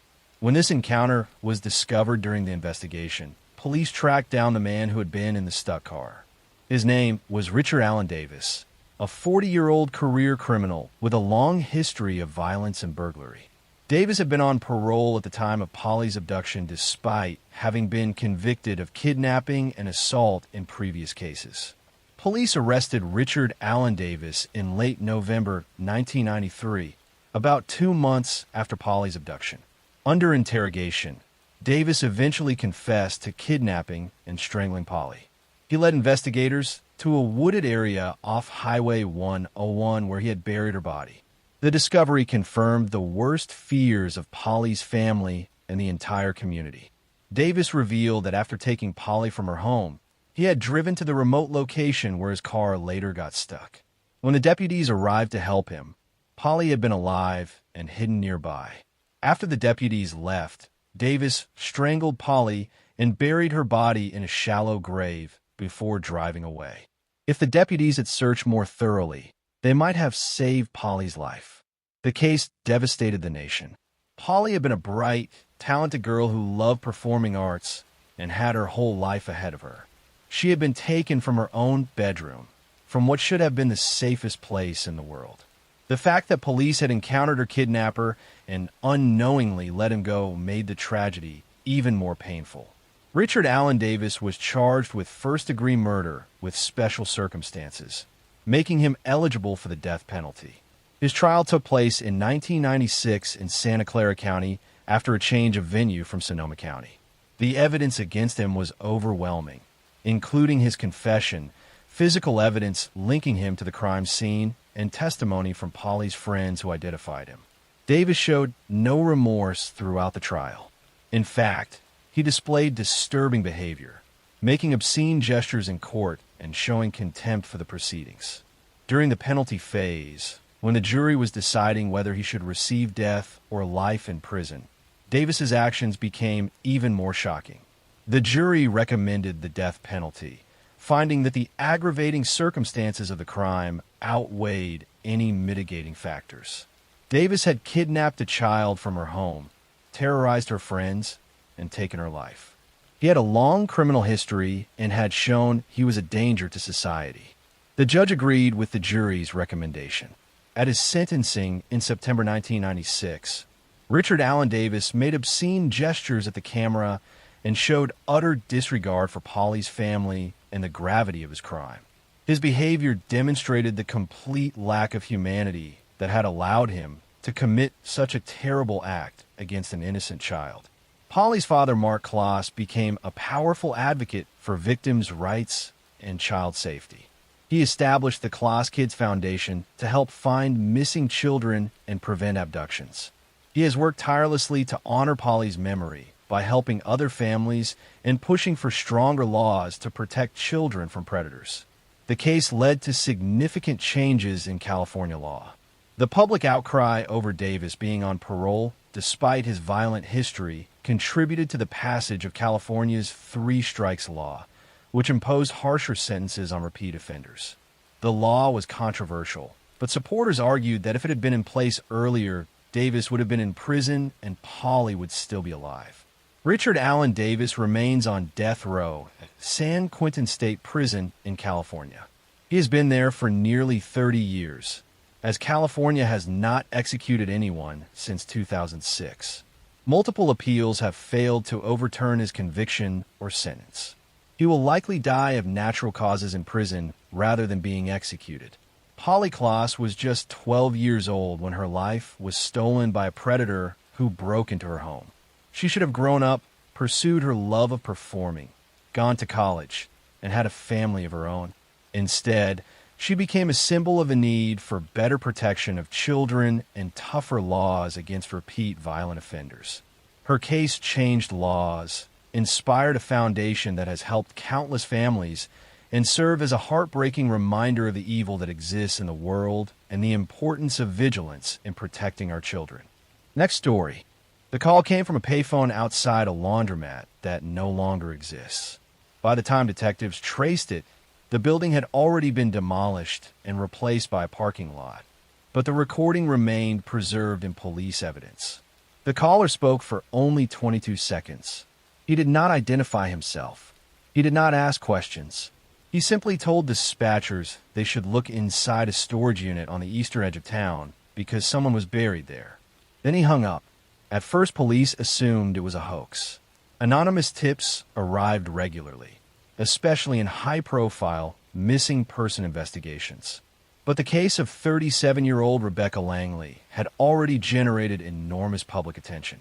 She had vanished nearly 3 months earlier from Cedar Falls, Iowa, leaving behind a house, a job, and a life that seemed completely stable from the outside. Rebecca worked as a medical billing specialist at a regional hospital and was known for keeping routines that rarely changed. She left work at the same time most evenings, stopped at the same grocery store several times each week, and spoke with her sister almost every night before bed. When those calls suddenly stopped, family members knew something was wrong almost immediately. Her car was discovered 2 days later parked behind a shopping center less than 4 miles from her home. The vehicle looked untouched. Her purse remained inside. Her wallet remained inside. Her keys remained inside. Even more confusing, there was no indication of violence. No broken glass. No blood. No obvious evidence suggesting a struggle. It was as though Rebecca simply stepped out of the car and vanished in a thin air. For weeks, investigators chased hundreds of leads. Some focused on strangers seen near the shopping center. Others centered on possible workplace conflicts. Search teams examined rivers, wooded areas, and abandoned properties throughout the region. Nothing produced results. Then came the anonymous call. The storage facility mentioned by the caller sat near an industrial district on the outskirts of town. Rows of metal units stretched across several acres surrounded by chain-link fencing and security cameras. Detectives obtained records and discovered that one particular unit had been rented under the name of Michael Turner, a 45-year-old warehouse supervisor. At first, Turner appeared to have no connection to Rebecca. They did not work together. They were not neighbors. Their families did not know each other. Yet investigators obtained a warrant and opened the unit. Inside, they found furniture, old boxes, construction equipment, and beneath a stack of plywood sheets, evidence that the concrete floor had been altered recently. Excavation revealed human remains. The remains were identified as Rebecca Langley. The discovery transformed the investigation overnight. Now detectives needed to determine how a man with no obvious connection to Rebecca ended up storing her body inside a rented unit. The answer emerged through digital evidence. Although they did not know each other personally, Rebecca and Michael Turner belonged to the same online community forum dedicated to local hiking trails and outdoor activities. Investigators recovered months of messages exchanged between them. Initially, the conversations appeared friendly and harmless. Discussions about parks, weather conditions, weekend plans. Over time, however, the communication changed. Turner became increasingly personal. Rebecca did not. Friends later told investigators she viewed him as little more than an acquaintance. Turner appeared to view the relationship very differently. The deeper detectives examined his online activity, the more troubling the picture became. They discovered extensive searches involving Rebecca's routines, neighborhoods she visited, and locations she mentioned casually during conversations. Phone records eventually placed Turner near both Rebecca's workplace and her home repeatedly during the weeks before she disappeared. Prosecutors would later argue that Turner had become obsessed. According to the evidence presented at trial, he approached Rebecca in the shopping center parking lot on the evening she vanished. Investigators believe he convinced her to speak with him briefly before the encounter escalated into violence. Forensic evidence recovered from a secondary location linked him directly to the killing. Perhaps the strangest part of the case involved the anonymous tip itself. For months, detectives could not determine who made the call. Eventually, forensic audio specialists isolated background sounds from the recording. One of those sounds matched machinery operating at a manufacturing plant where Turner worked. Confronted with mounting evidence, Turner eventually admitted making the call, not because he wanted to confess. According to prosecutors, he feared construction work near the storage facility would uncover the body accidentally. The anonymous tip was his attempt to control how the discovery occurred while distancing himself from the crime. The plan failed. At trial, jurors heard testimony about the online communications, the surveillance records, the storage unit, and the forensic evidence connecting Turner to Rebecca's disappearance and death. The prosecution portrayed a man whose fixation grew quietly until it crossed into murder. After deliberating for less than a day, the jury found Michael Turner guilty. He received life imprisonment without parole. Years later, investigators still remembered how insignificant that anonymous phone call seemed at first. Another voice, another tip, another lead among hundreds. Yet hidden within those 22 seconds was the clue that finally broke the case and revealed what happened to Rebecca Langley after she left work on what should have been an ordinary evening and never made it home. Next story. The man arrived 15 minutes early. That small detail stayed with the receptionist long after everything else had faded from memory. Most clients hurried into the office apologizing for traffic or searching through briefcases for paperwork. This man walked in calmly, greeted everyone with a smile, accepted a cup of coffee, and quietly read the local newspaper while waiting for his appointment. His name was Russell Douglas. He was 56 years old and lived on Whidbey Island in Washington State. Friends described him as dependable, thoughtful, and easy to get along with. He had spent many years working in the insurance industry and enjoyed a quiet life centered around family, boating, fishing, and long conversations with close friends. He wasn't someone who attracted attention, and that was exactly how he liked it. The meeting he attended that morning was completely routine. It involved financial paperwork and lasted less than an hour. Nothing about it suggested that the day would become one of the most important dates in a homicide investigation. After leaving the office, Russell returned home, answered several work calls, and spent part of the afternoon taking care of everyday tasks. Later that evening, he received a message asking if he could meet someone for a private conversation. According to people who knew him, he believed it would be a short meeting connected to a personal matter that had been lingering for several months. He agreed without hesitation. The following morning, a driver traveling along a quiet rural road noticed a pickup truck parked in an unusual position near the shoulder. At first, it appeared abandoned. As the driver slowed down, he noticed the driver's door was slightly open. Believing someone might need medical assistance, he stopped and walked toward the vehicle. Inside, he found Russell. Emergency responders arrived within minutes, but there was nothing they could do. Russell had been fatally shot. Investigators immediately began examining the scene. His wallet remained untouched. Cash was still inside. His watch, phone, and personal belongings had not been taken. There were no obvious signs of robbery. Detectives quickly concluded that whoever committed the crime had another motive entirely. The investigation began with Russell's final 48 hours. Detectives interviewed family members, co-workers, neighbors, and friends. They reviewed bank records, phone calls, emails, and appointments. Everything suggested that Russell expected to continue his normal routine. Future meetings filled his calendar. Bills had been paid. Vacation plans remained on the schedule. There was absolutely no indication that he intended to disappear. As detectives looked deeper into his personal life, they learned about a complicated romantic relationship involving a woman named Peggy Sue Thomas. The relationship had become increasingly strained, and friends described emotional disagreements during the months before Russell's death. Although difficult relationships are common, investigators believed the situation deserved closer attention. Peggy acknowledged knowing Russell and admitted they had planned to meet on the evening he died. According to her statement, however, Russell never arrived. Detectives carefully documented her interview while quietly verifying every detail through independent evidence.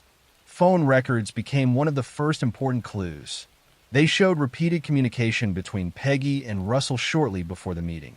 Investigators then reviewed surveillance footage from businesses located along roads leading toward the meeting location. Cameras captured Russell's truck traveling exactly where expected. Cell phone records also placed Peggy's phone in the same general area, despite portions of her statement suggesting otherwise. While examining Peggy's background, detectives discovered another important figure in the case. His name was Jim Huden. Huden had once worked in law enforcement before leaving the profession years earlier.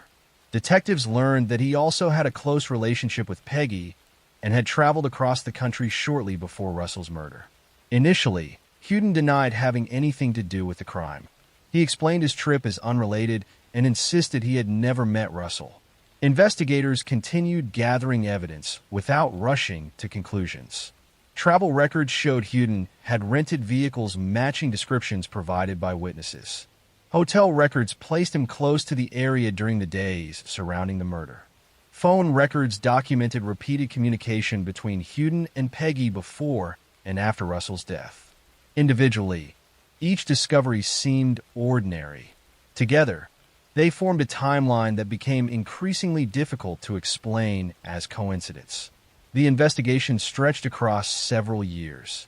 Detectives never stopped reviewing evidence, conducting interviews, and comparing witness statements. Rather than relying upon a dramatic confession, they patiently assembled hundreds of individual facts that slowly revealed the larger picture. Eventually, additional witnesses came forward with information that strengthened the prosecution's case. Prosecutors argued that Russell had been persuaded to attend what he believed would be a private meeting, unaware that the encounter had been carefully planned in advance.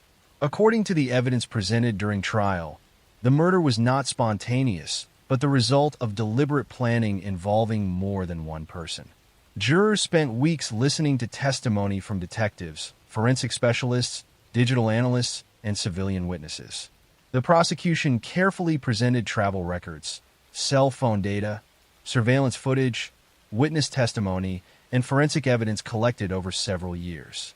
No single piece of evidence solved the case by itself.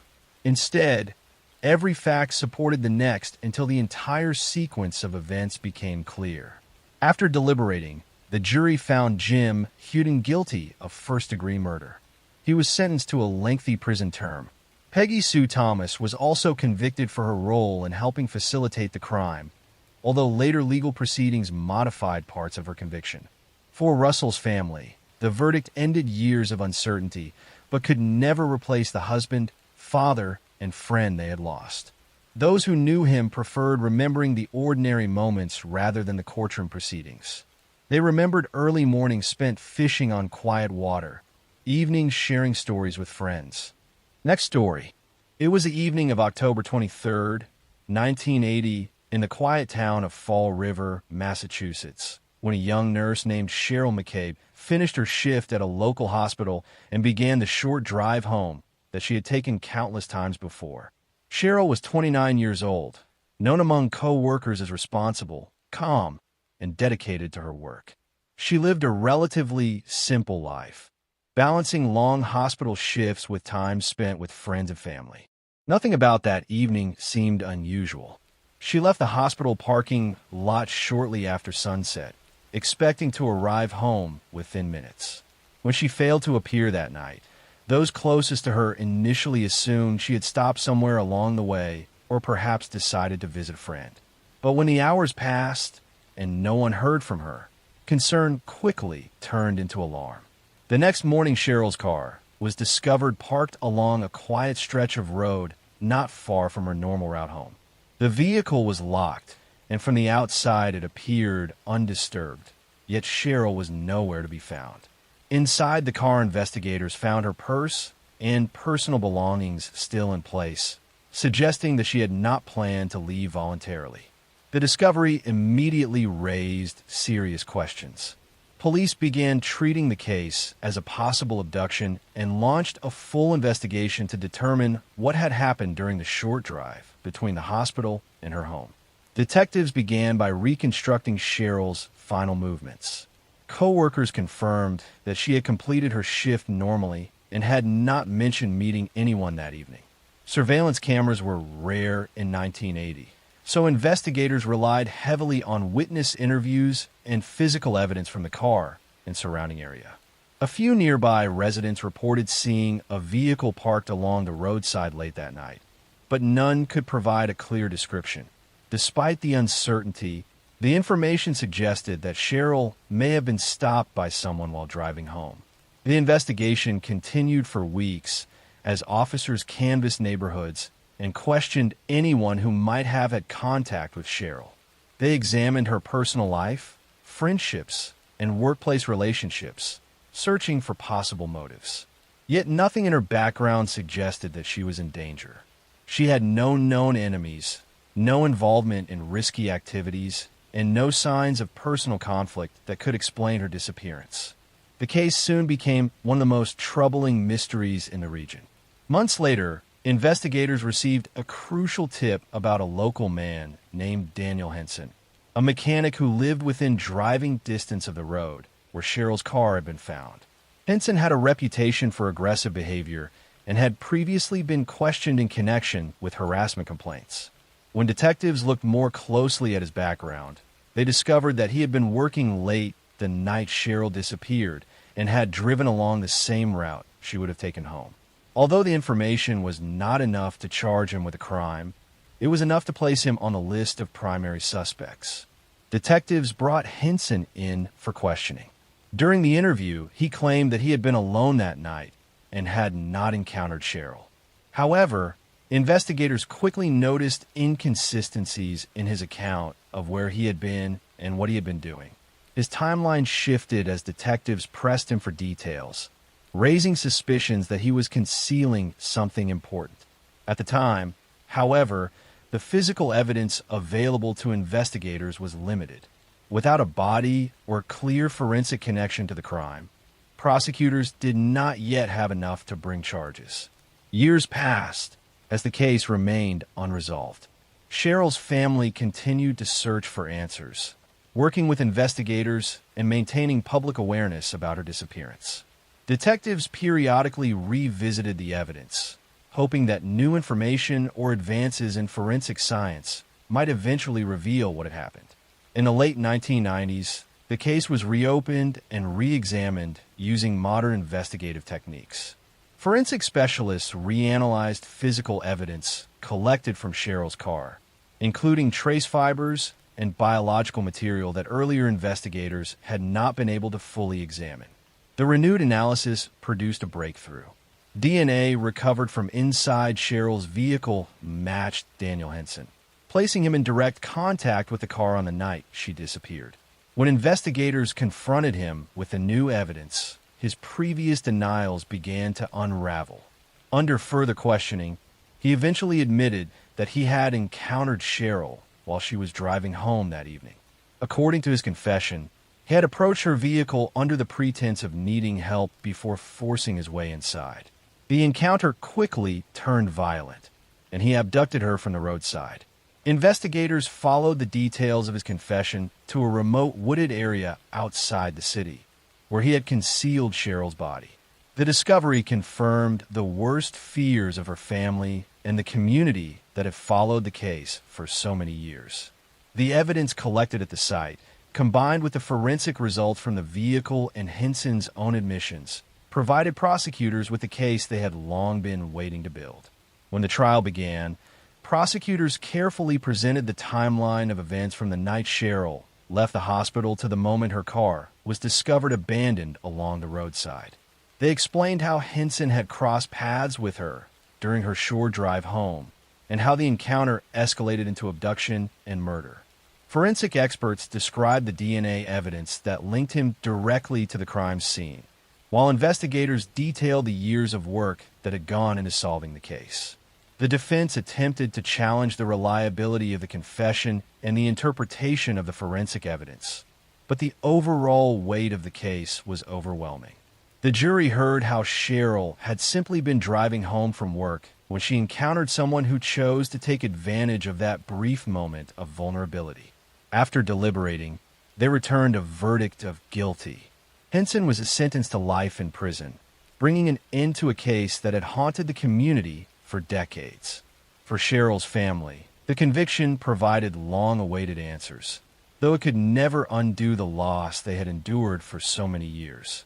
The case became an example of how persistence in investigation and advances in forensic science can eventually uncover the truth, even long after a crime has been committed.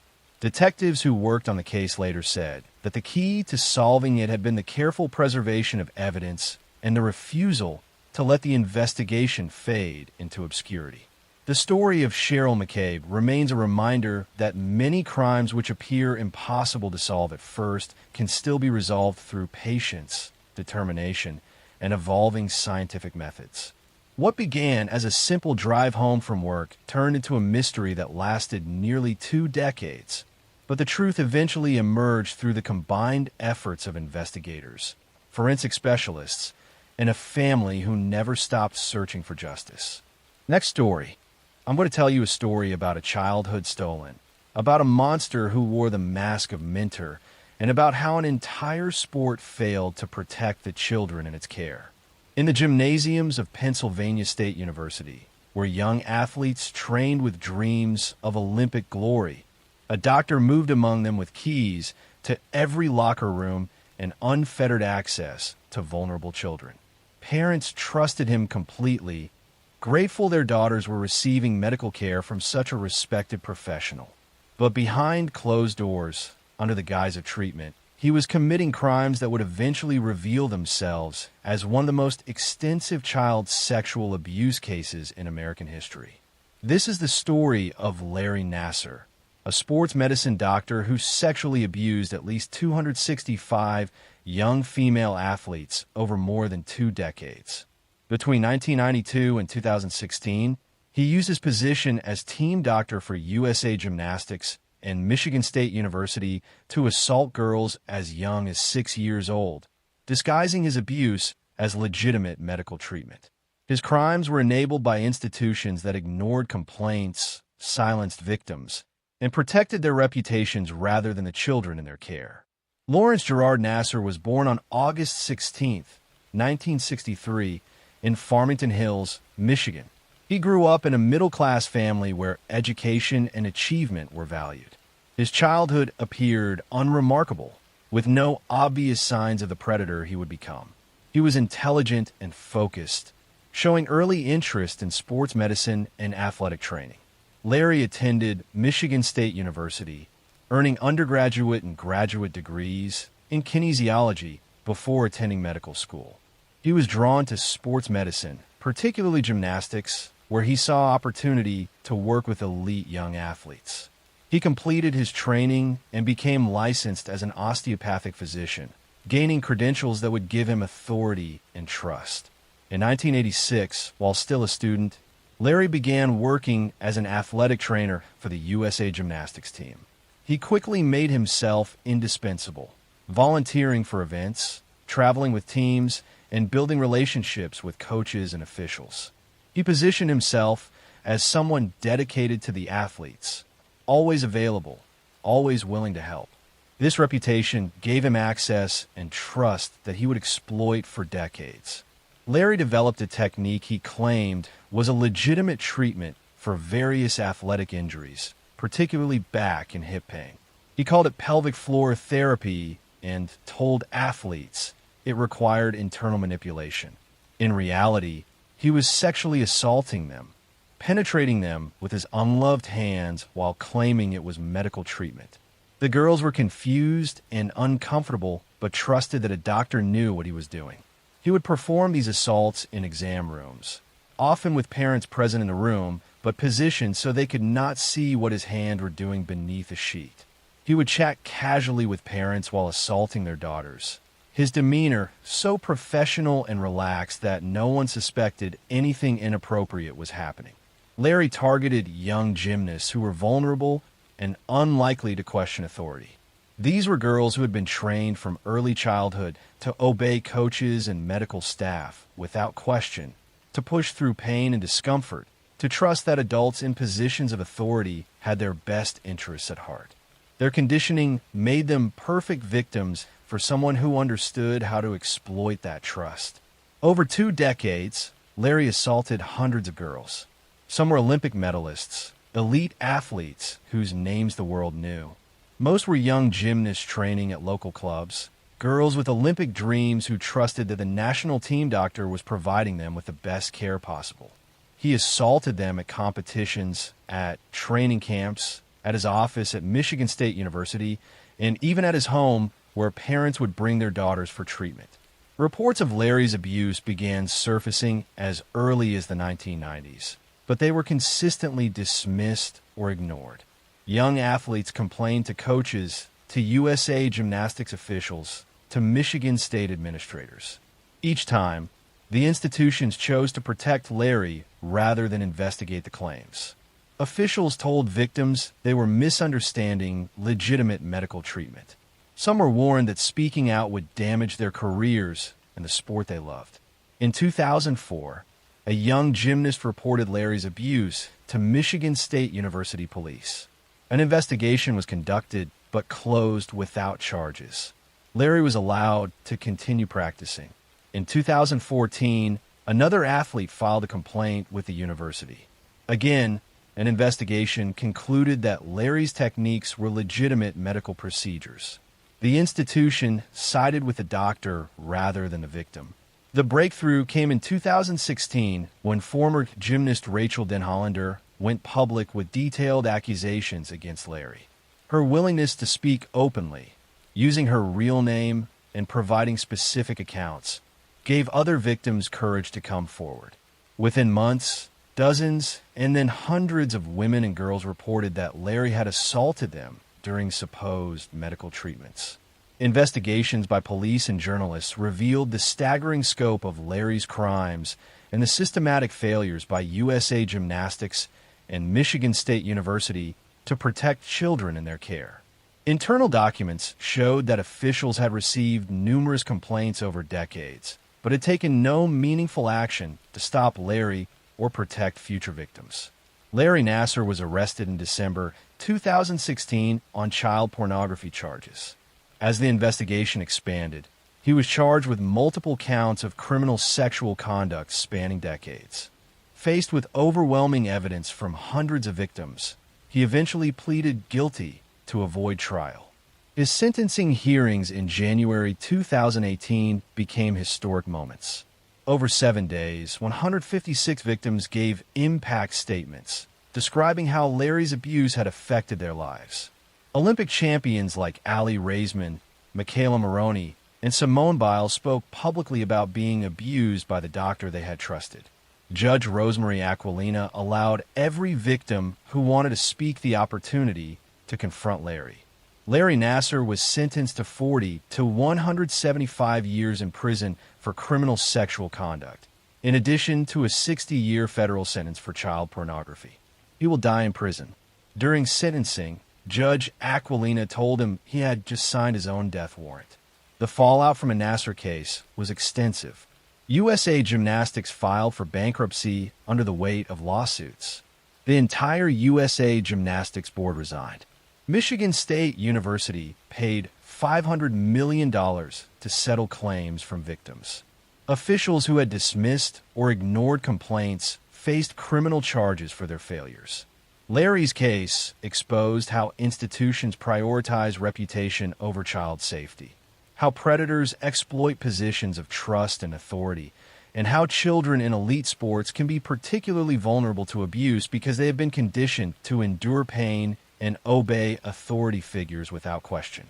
The survivors of Larry Nassar's abuse have become advocates for changing how institutions handle allegations of abuse and for protecting children in sports. Next story. I'm going to tell you a story about greed, deception, and how the pursuit of wealth can twist a person's morality so completely that murder becomes just another step in a calculated plan. This is the story of H. Holmes, the man who built one of America's first known murder castles, and the crimes that would make him one of the most infamous serial killers in history. Herman Webster Mudgett, later known to the world as Dr. Henry Howard Holmes, was born on May 16, 1861, in Gilmanton, New Hampshire, into a strict religious family. His father, a well-respected farmer, was authoritarian and instilled in young Herman a fascination with control and order. Herman's early life was marked by an unusual curiosity about death and anatomy. As a child, he reportedly dissected animals and experimented with poisons, displaying a disturbing obsession with understanding how bodies worked and how they could be harmed. As he grew, Herman's intelligence became apparent. He excelled in school, particularly in science and mathematics, and gained a reputation as a prodigious student. However, those close to him noticed a darker side: manipulativeness, lying, and a lack of empathy. He was charming when it served him, persuasive when he wanted something, and capable of extreme cruelty in private. Friends recalled that even in adolescence, he had a fascination with controlling others and bending reality to suit his desires. In 1880, Herman entered the University of Michigan's medical school, studying medicine and, notably, anatomy. It was there that he further developed his knowledge of poisons, human physiology, and surgical procedures, all of which would later become tools in his crimes. While at university, he reportedly began experimenting with fraud, selling fake diplomas, and concocting elaborate schemes to deceive others. By the time he graduated, he had already learned how to use charm, intelligence, and trust as a weapon. After medical school, Holmes moved to Chicago, a booming city full of opportunity and anonymity. It was the late 1880s, and Chicago was preparing for the 1893 World's Columbian Exposition, a massive fair that would bring thousands of visitors to the city. Holmes saw the fair not as an opportunity to celebrate progress, but as a chance to exploit, manipulate, and ultimately kill. Holmes purchased a 3-story building in the Englewood neighborhood of Chicago, claiming he was opening a hotel for visitors attending the World's Fair. But this building was no ordinary hotel. He remodeled it extensively, installing hidden staircases, trapdoors, soundproof rooms, secret passages, and even a crematorium in the basement. Every architectural detail was designed to confuse, trap, and ultimately kill those who entered. The building became known as the Murder Castle, and it would soon earn a horrifying reputation. Holmes's crimes were not impulsive. They were meticulously planned. He lured young women to his hotel under the guise of employment, romance, or safe lodging. Once inside, he would isolate them in locked rooms or hidden compartments, torment them, and eventually kill them using poison, strangulation, or starvation. He used his medical knowledge to inflict precise harm and dispose of bodies in ways that made detection difficult. Many victims were cremated, dismembered, or buried in unmarked locations within the building or on nearby properties he owned. Holmes also used his crimes to facilitate financial gain. He married multiple women, often bigamously, and murdered them for life insurance payouts. He created elaborate schemes to embezzle money from hospitals, insurance companies, and businesses, using murder as a way to remove obstacles while profiting from their deaths. His charm, education, and social skills allowed him to manipulate everyone around him, from employees and tenants to business partners and romantic partners. For years, Holmes's activities went unnoticed. Chicago was a chaotic, rapidly growing city, and the transient nature of the World's Fair provided cover for his crimes. Missing persons were common, and Holmes's careful planning ensured he left little trace. Neighbors and guests often described him as polite and helpful, even philanthropic, further masking the horrors occurring behind the walls of his castle. Holmes's downfall began in 1894, when the suspicious death of his associate, Benjamin Pitzel, drew police attention. Pitzel's death was part of a larger insurance fraud scheme, but it led authorities to investigate Holmes's other activities. As investigators examined his properties, including the infamous murder castle, the scale of his crimes became apparent. Hidden rooms, secret passages, and evidence of dismembered bodies revealed a level of premeditation and cruelty that stunned investigators. During his trial, Holmes was charged with the murder of Benjamin Pitzel and later confessed to other killings, though historians believe the total number of victims may have been far higher. Estimates range from 27 to possibly over 200. The trial was sensationalized by the media, portraying Holmes as a cold, calculating genius capable of unimaginable evil. His ability to manipulate, charm, and deceive, even after his capture, fascinated and horrified the public. Holmes was convicted and sentenced to death. On May 7th, 1896, he was hanged in Philadelphia, bringing an end to a reign of terror that had spanned more than a decade.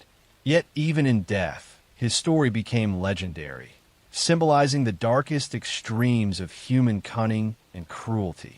The murder castle was demolished, but the legend remained, inspiring books, documentaries, and studies of criminal psychology for generations. The story of H. Holmes is not simply about murder. It is about the power of intelligence, charm, and planning when combined with moral corruption. It demonstrates how greed, obsession, and the desire for control can drive a person to exploit and destroy those around them, even while maintaining a facade of normalcy. Holmes's life is a chilling reminder that evil can hide in plain sight, that ambition without conscience can be catastrophic, and that some people are capable of calculating horrors beyond imagination. Even today, Holmes's crimes captivate and horrify because they expose a terrifying truth. The most dangerous people are not always those who are obviously violent, but those who can manipulate, deceive, and plan meticulously, hiding monstrous intentions behind the mask of everyday life. Next story. I'm going to tell you a story about a popular high school student who disappeared after a party, about a podcast that reignited a cold case, and about how new technology finally brought answers 17 years after a young woman vanished.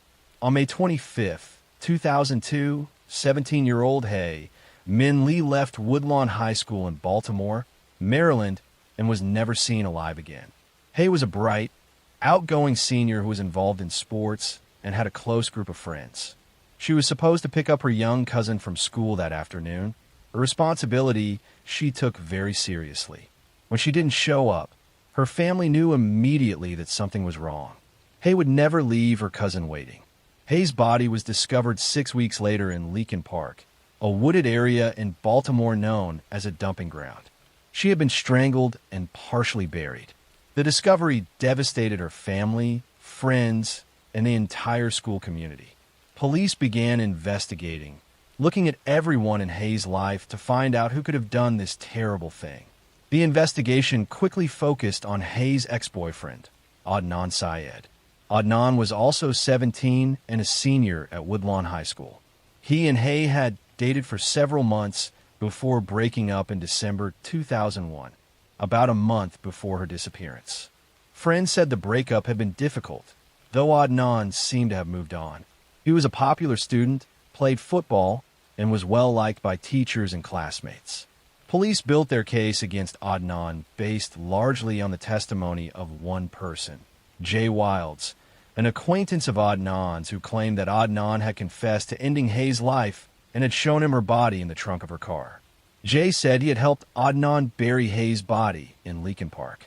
His story was detailed and specific, and prosecutors believed it was credible despite some inconsistencies. Jay claimed that on the day Hay disappeared, Adnan had called him for a ride. When Jay picked him up, Adnan showed him Hayes' body in the trunk of her own car.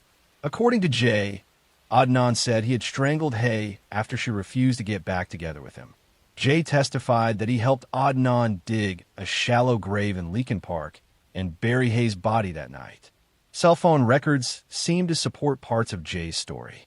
The prosecution argued that pings from Adnan's cell phone placed him in the area of Leakin Park on the evening of the disappearance, corroborating Jay's account.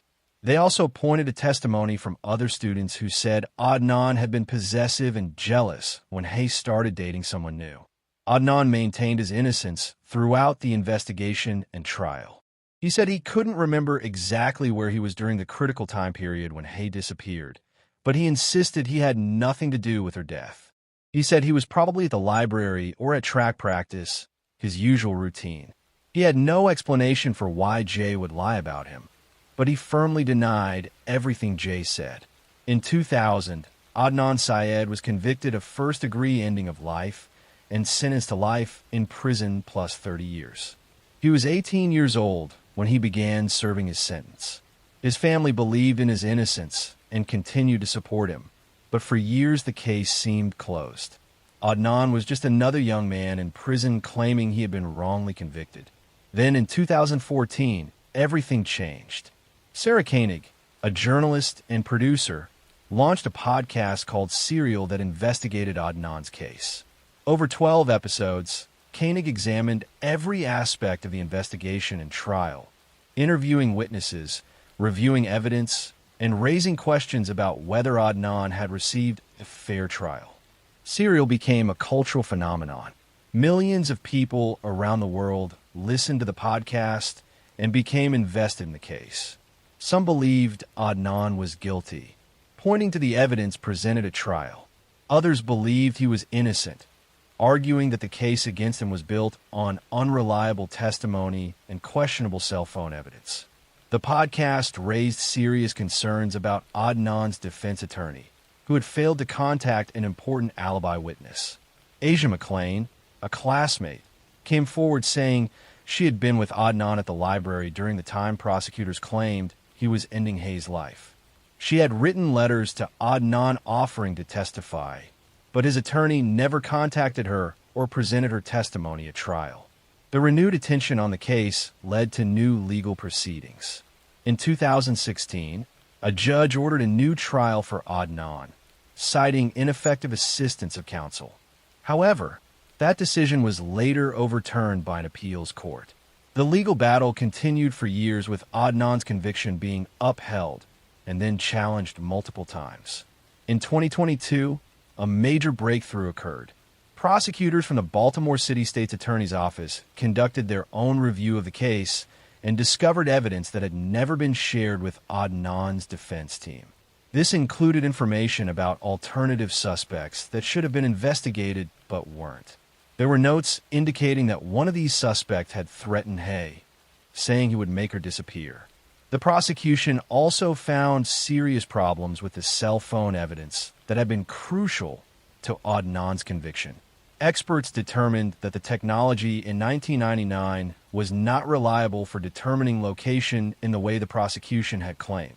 The cell tower pings that supposedly placed Adnan in Leakin Park were not as definitive as the jury had been led to believe. In September 2022, a judge vacated Adnan Syed's conviction and ordered him released from prison. After more than 23 years behind bars, Adnan walked free. The state's attorney cited serious concerns about the integrity of the original investigation and trial.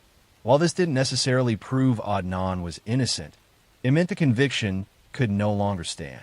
However, the legal saga wasn't over. Hayes' family, who had always believed in Adnan's guilt, fought the decision. They felt they hadn't been properly notified about the hearing that led to his release. In 2023, an appeals court reinstated Adnan's conviction. Then later that same year, prosecutors dropped all charges against him, finally ending the case. The Adnan Syed case remains deeply controversial. Some people believe he ended Hayes' life and that justice was overturned. Others believe an innocent man spent over 2 decades in prison for a crime he didn't commit. The truth about what happened to Hae Min Lee may never be fully known. What is certain is that Hae was a vibrant young woman with her whole life ahead of her. She was loved by her family and friends. She had dreams and plans that were cut short when someone strangled her and left her body in a park. Whether Adnan Syed was responsible or whether the real perpetrator was never caught, Hae's life was stolen from her at just 18 years old, and her family will never stop grieving that loss. Next story. After the trial concluded and Eric Dalton was transferred to a state correctional facility to begin serving his life sentence, the investigation into Laura Whitaker's murder formally entered its final documentation stage. Detectives spent months compiling reports, reviewing evidence logs, and organizing the complete timeline of events that had led from a missing person call to a murder conviction.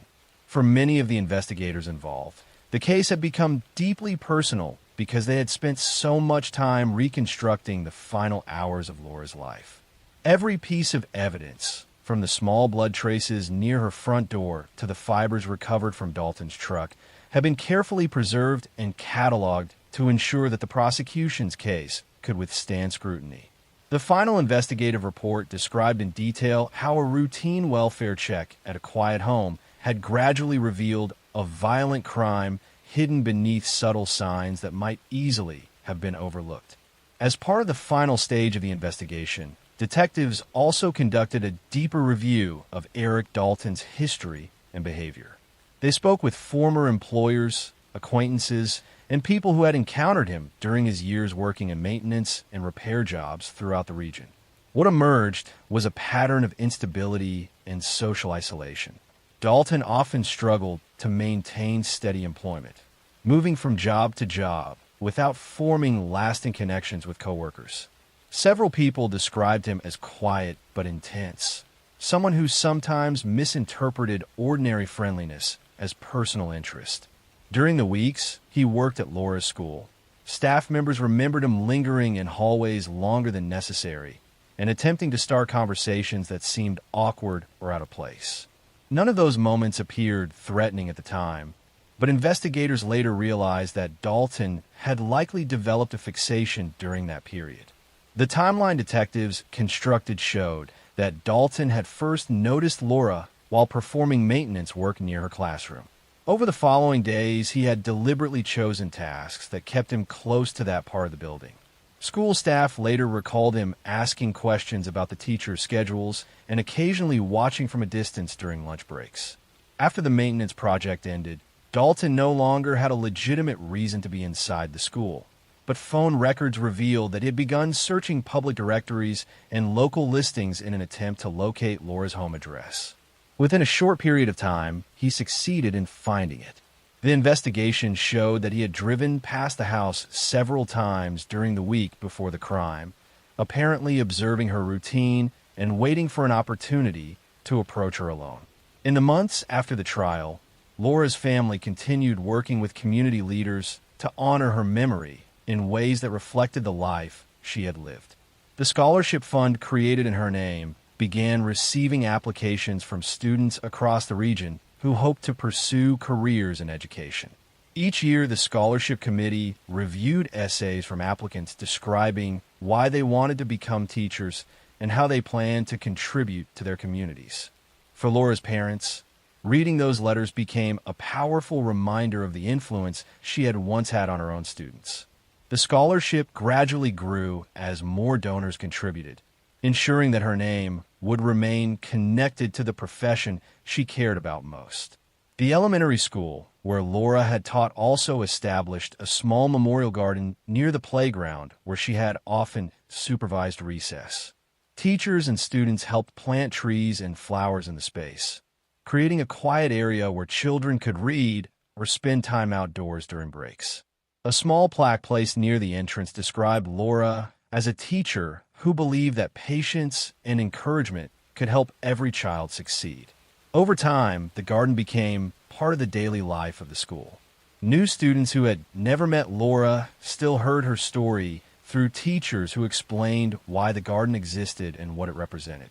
For the detectives who had worked the case, the experience left lasting impressions about the importance of small observations during the early stages of an investigation. The case had begun with very little information beyond the fact that a teacher had failed to appear for work. It was the careful attention to minor details that allowed the investigation to move forward. A neighbor noticing a parked truck, a fingerprint on the door frame, and a few fibers caught in the fabric of a vehicle eventually formed the foundation of the entire case. Without those details, proving what had happened inside Laura's house might have been far more difficult. The investigation became a training example for younger officers learning how to approach cases where the initial evidence is limited. In the years that followed, the community of Bellingham continued to remember the case, not only because of the crime itself, but because of the way people came together afterward. Parents, teachers, and local residents had supported the investigation from the beginning by providing information, attending community meetings, and helping search for clues during the early days of Laura's disappearance. That collective effort helped detectives piece together the timeline and maintain momentum during the investigation. It also reinforced the idea that solving crimes often requires cooperation between law enforcement and the communities they serve. Eric Dalton remained in prison, where he continued serving his life sentence without the possibility of parole. The legal process surrounding the case eventually concluded when his appeals were denied, confirming the verdict that had been reached during the trial. With the legal chapter closed, Laura's family chose to focus their attention on the scholarship program and the memorial projects that carried her name forward.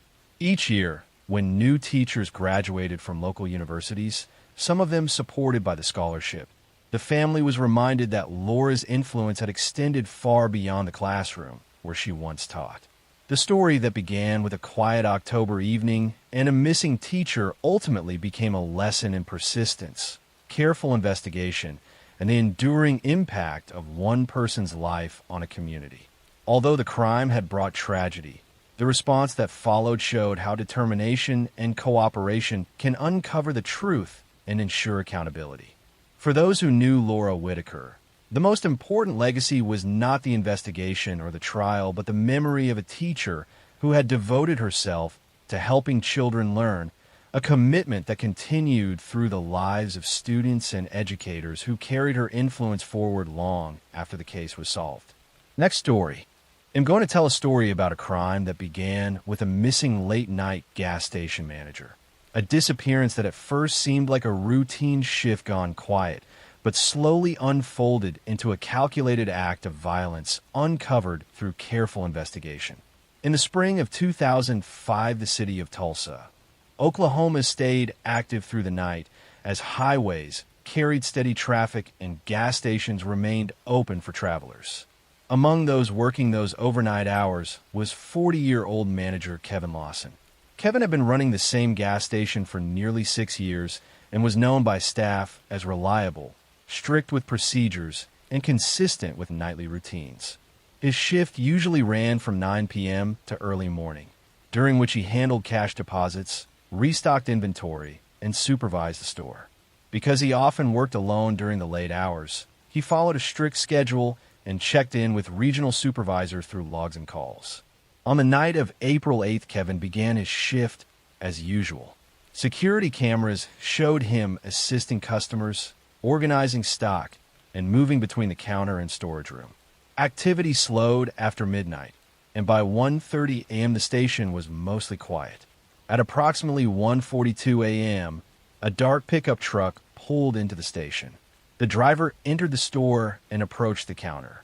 Surveillance footage showed Kevin speaking with the man for a short time. There were no immediate signs of distress. After a brief exchange, both individuals moved out of the main camera view toward the side area near the office. Several minutes later, the man exited the store alone and drove away. Kevin was no longer visible. When an early morning delivery driver arrived around 3:10 a.m., he noticed the store was open but unattended. The register was active, and items were left out of place as if something had interrupted normal operations. The driver reported the situation to authorities. Police arrived and began searching the station. Inside, they noticed several concerning details. Kevin's personal belongings, including his phone and keys, were still behind the counter. Forensic technicians examined the area carefully. Using specialized lighting, they discovered small traces of blood near the side of the counter along the floor leading toward the back office. Laboratory testing later confirmed the blood belonged to Kevin. The case quickly shifted from a missing person investigation to a suspected homicide. Detectives began reviewing surveillance footage in detail. The image of the man who had entered the store was enhanced, and investigators worked to identify the pickup truck. A nearby traffic camera captured the same vehicle leaving the area, providing a clearer view of the license plate. The truck was registered to a man named Robert Jensen. Jensen was 36 years old and had prior records involving theft and property-related offenses. Detectives located him and asked him to come in for questioning. During the interview, Jensen admitted he had stopped at the gas station that night, but claimed he had only purchased fuel and left. He insisted he had no involvement in Kevin's disappearance. However, investigators soon discovered inconsistencies in his statement. Cell phone records placed Jensen's phone at the gas station during the time shown on surveillance footage and later near a rural area outside the city during the early morning hours. When confronted with that information, he said he had gone for a late-night drive after leaving the station. The explanation raised suspicion, but investigators needed stronger evidence. A search warrant was obtained for his pickup truck. Inside the vehicle, forensic technicians discovered several fibers that matched the flooring from the gas station's office area. More importantly, they found faint traces of blood in the rear section of the truck that appeared to have been partially cleaned. Laboratory testing confirmed the blood belonged to Kevin Lawson. Jensen was brought in for a second interrogation. Detectives carefully presented the forensic evidence along with the surveillance footage and phone records, placing him at both the station and the rural area. As the questioning continued, his story began to collapse. Eventually, Jensen admitted that he had entered the store and engaged Kevin in conversation. According to his statement, he had asked Kevin to step into the office area under the pretense of discussing a payment issue. Investigators believe he had chosen the moment knowing the station was quiet and that Kevin was working alone. The situation quickly escalated into violence. Evidence suggested Kevin attempted to defend himself, which explained the blood traces found near the counter and inside the office. Realizing the seriousness of what had happened, Jensen attempted to conceal the crime by moving Kevin away from the station and cleaning his truck. After several hours of questioning, he finally revealed the location. Detectives followed him to a remote rural area nearly 40 miles outside Tulsa, where a shallow grave had been hidden beneath dirt and debris. The remains discovered at the site were later confirmed to be Kevin Lawson. The case went to trial the following year. Prosecutors presented a detailed timeline showing Jensen entering the store, being the last person seen with Kevin, and later traveling to the area where the remains were found. Surveillance footage, cell phone records, and forensic evidence all connected him directly to the crime. The defense attempted to argue that the confrontation had been sudden, but prosecutors emphasized the deliberate actions Jensen took afterward to conceal the body and clean his vehicle. After deliberating, the jury returned a verdict of guilty. Robert Jensen was sentenced to life in prison without the possibility of parole. For Kevin Lawson's family, the conviction brought some measure of closure after months of uncertainty and grief. Co-workers remembered him as someone who managed long overnight shifts with discipline and consistency. The investigation into his disappearance demonstrated how even a case that begins with very little information can eventually be solved through persistence and careful attention to detail. A vehicle captured on camera, phone records placing someone in the wrong place, and traces of evidence someone tried to erase eventually revealed the truth behind a crime someone believed could remain hidden forever. Next story. One of the most important witnesses in the case never realized they had witnessed anything unusual. She was a postal carrier who had driven the same suburban route for nearly 11 years.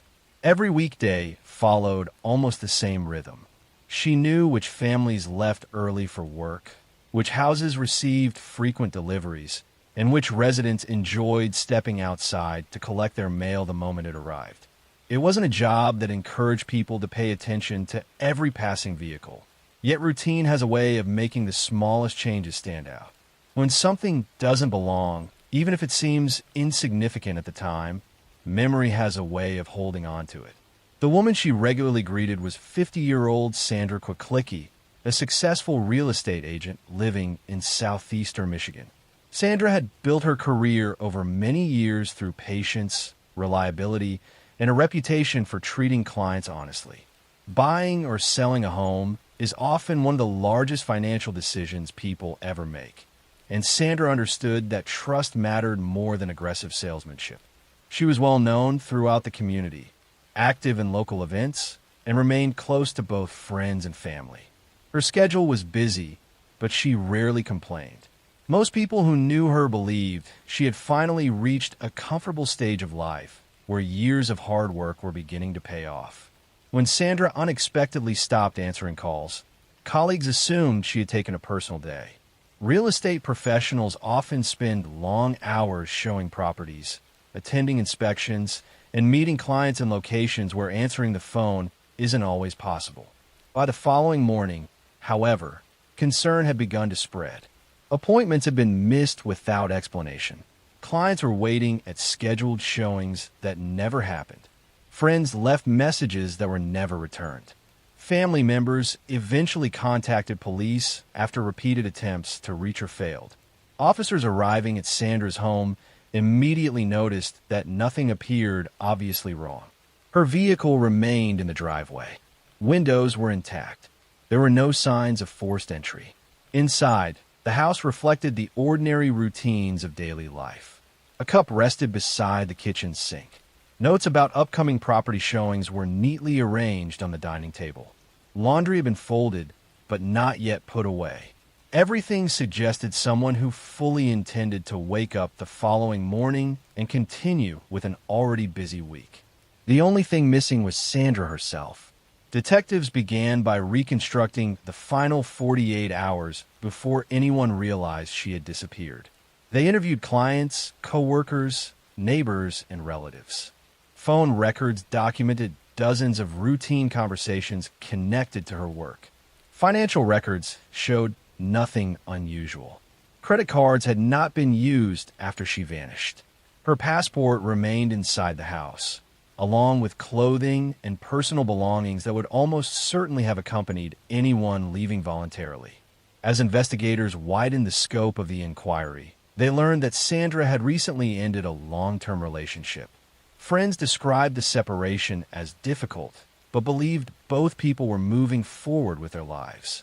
Detectives interviewed the former partner, who appeared cooperative and willingly answered questions. His timeline seemed consistent at first, and nothing immediately connected him to Sandra's disappearance. The investigation might have stalled there had it not been for the postal carrier. While speaking with detectives during a neighborhood canvass, she casually mentioned seeing a dark-colored sport utility vehicle parked near Sandra's house on a day when she usually expected the driveway to be empty. She could not identify the driver, nor could she provide a license plate number. At the time, she had simply thought someone was visiting.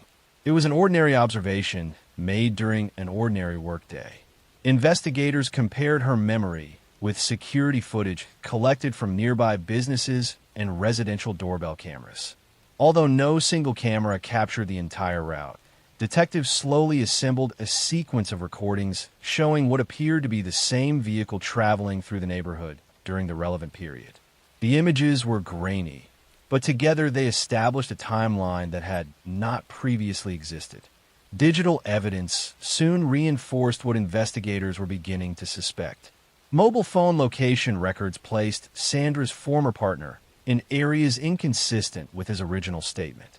Financial transactions occurring shortly afterward suggested attempts to create the appearance of a normal routine despite events that detectives believed had already unfolded. Individually, each inconsistency seemed minor. Collectively, they formed a pattern that became increasingly difficult to dismiss. Months passed before search teams received a significant breakthrough. A hunter walking through a remote wooded property noticed an area where vegetation appeared unusually disturbed compared with the surrounding landscape. Authorities responded and conducted a careful search. Human remains were eventually recovered and later identified as Sandra. The discovery transformed the investigation from a missing person case into a homicide prosecution. During the trial, prosecutors avoided relying on dramatic courtroom moments. Instead, they carefully guided jurors through the evidence exactly as investigators had uncovered it over many months. Digital records established movements. Witnesses described changing relationships. Forensic experts explained how physical evidence linked locations and timelines. The postal carrier's observation, seemingly insignificant when first mentioned, helped anchor one portion of the chronology that prosecutors argued exposed the defendant's false account. The defense challenged the interpretation of several pieces of evidence, emphasizing that much of the case relied upon circumstantial proof rather than eyewitness testimony. Prosecutors responded that the law does not distinguish between direct and circumstantial evidence when each piece consistently supports the same conclusion. After hearing weeks of testimony, the jury returned a guilty verdict and the court imposed a lengthy prison sentence. Looking back, detectives often said the case illustrated an important lesson about major investigations. Rarely does one spectacular clue solve everything. Next story. I'm going to tell a story about a crime that began with a routine drive home after work, a disappearance that confused investigators for weeks before small pieces of overlooked evidence slowly revealed a carefully concealed murder. In the autumn of 2005, the town of Springfield, Missouri, was moving through a typical weekday routine. Traffic flowed steadily through the main roads as people finished work and returned home for the evening. Among them was 35-year-old insurance agent Kevin Marshall. Kevin had worked for the same regional insurance company for nearly 10 years and was known by coworkers as someone who kept a steady routine. Most evenings he left the office around 5:30, drove the same route home, and spent the night with his wife and young daughter. Because his schedule rarely changed, the events of October 18th stood out immediately when something went wrong. That evening, Kevin left the office at 5:42 p.m. Security cameras in the building's parking garage captured him getting into a sedan and driving out toward the main road. One coworker waved goodbye as he pulled away. He never arrived home. When Kevin did not appear by 7 o'clock, his wife initially assumed he had been delayed by work or traffic. But when several phone calls went straight to voicemail and no messages were returned, concern began to grow. By the following morning, when he also failed to appear at the office, police were contacted and a missing person investigation began. Detectives started by tracing Kevin's last known movements after leaving work. Traffic cameras along his usual route showed his car passing through several intersections exactly as expected. But the final camera in the sequence captured something unusual. Kevin's sedan suddenly turned off the normal route toward a quiet industrial district several miles away from his home. Investigators had no immediate explanation for why he would go there. 2 days later, a patrol officer discovered Kevin's car parked behind an empty storage building in that same industrial area. The vehicle was locked and appeared untouched from the outside. Inside, however, investigators noticed something troubling. Kevin's phone and briefcase were sitting on the passenger seat. Forensic technicians examined the interior of the car. Under specialized lighting, they discovered small traces of blood on the driver's side door and along the steering wheel. Laboratory testing confirmed the blood belonged to Kevin. The discovery shifted the investigation from a missing person case to a suspected homicide. Detectives began examining people connected to Kevin's life. Co-workers described him as professional and easy to work with. Financial records showed no major problems or debts. His family relationships appeared stable. For several days, investigators struggled to identify anyone who might have had a motive to harm him. The first major lead came from a witness who worked in a warehouse near the location where Kevin's car had been found. The worker told police that on the evening Kevin disappeared, he had seen another vehicle parked near the storage building around 6:30. It was a dark pickup truck, and the driver appeared to be speaking with someone standing near a sedan. The witness had not thought much about the moment at the time, assuming the two drivers were simply meeting. But after hearing about the investigation, he realized the sedan might have been Kevin's car. Detectives began searching for nearby surveillance footage that might have captured the pickup truck. After reviewing several cameras from surrounding businesses, they located footage showing a similar truck leaving the area shortly after the time the witness described. The license plate was partially visible. Investigators eventually traced the vehicle to a man named Robert Chandler. Chandler was 42 years old and owned a small contracting business that occasionally handled repair work for commercial buildings. When detectives looked deeper into his background, they discovered something that raised immediate suspicion. Several months earlier, Kevin's insurance company had denied a large property damage claim submitted by Chandler. Records showed Kevin had been the agent responsible for reviewing and rejecting the claim. Detectives brought Chandler in for questioning. During the interview, he admitted he had been frustrated about the insurance decision, but insisted he had never threatened Kevin. He also claimed he had not seen him recently.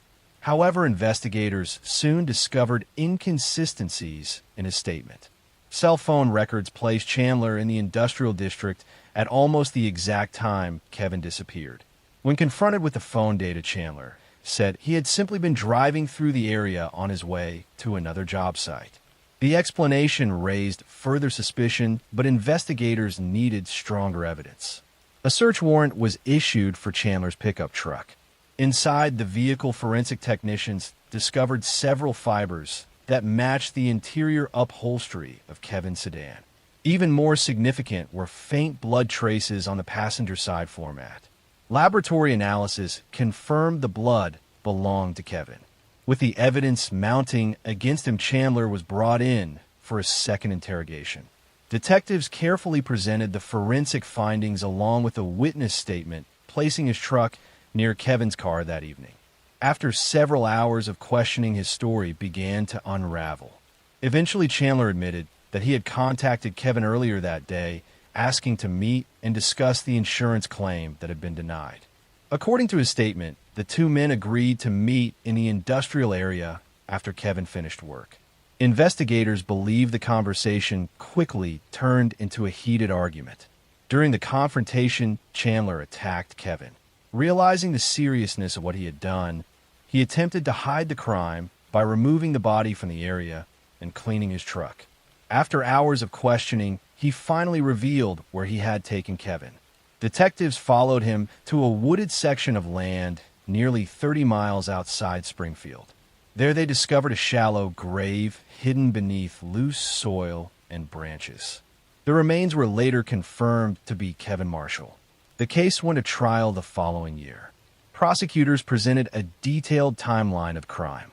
Traffic camera footage showed Kevin diverting from his normal route to meet Chandler. Witness testimony placed Chandler's truck near the storage building.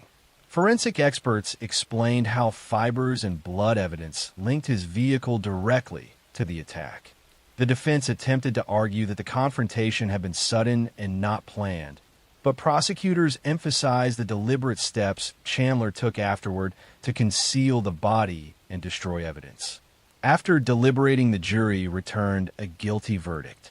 Robert Chandler was sentenced to life in prison without the possibility of parole.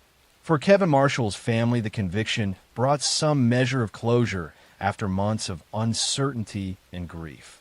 Friends and coworkers remembered him as someone who had spent years building trust with clients and colleagues.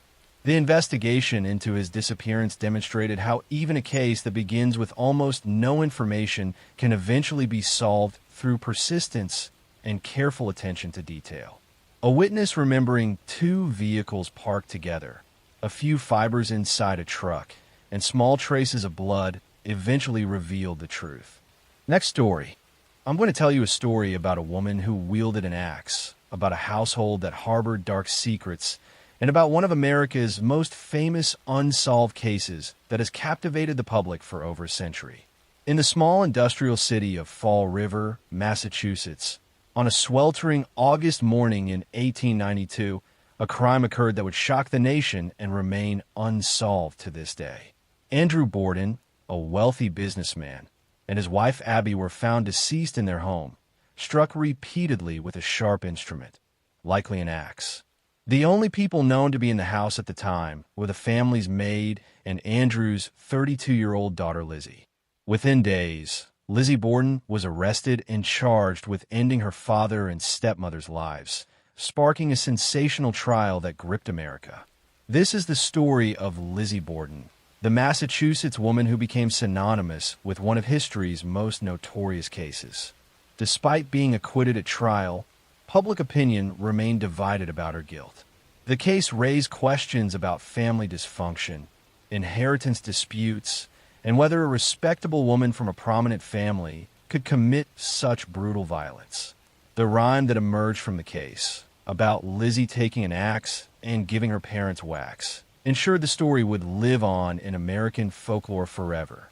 Lizzie Andrew Borden was born on July 19, 1860, in Fall River, Massachusetts, to Andrew and Sarah Borden. Her mother, Sarah, passed away when Lizzie was young, and her father remarried a woman named Abby Gray.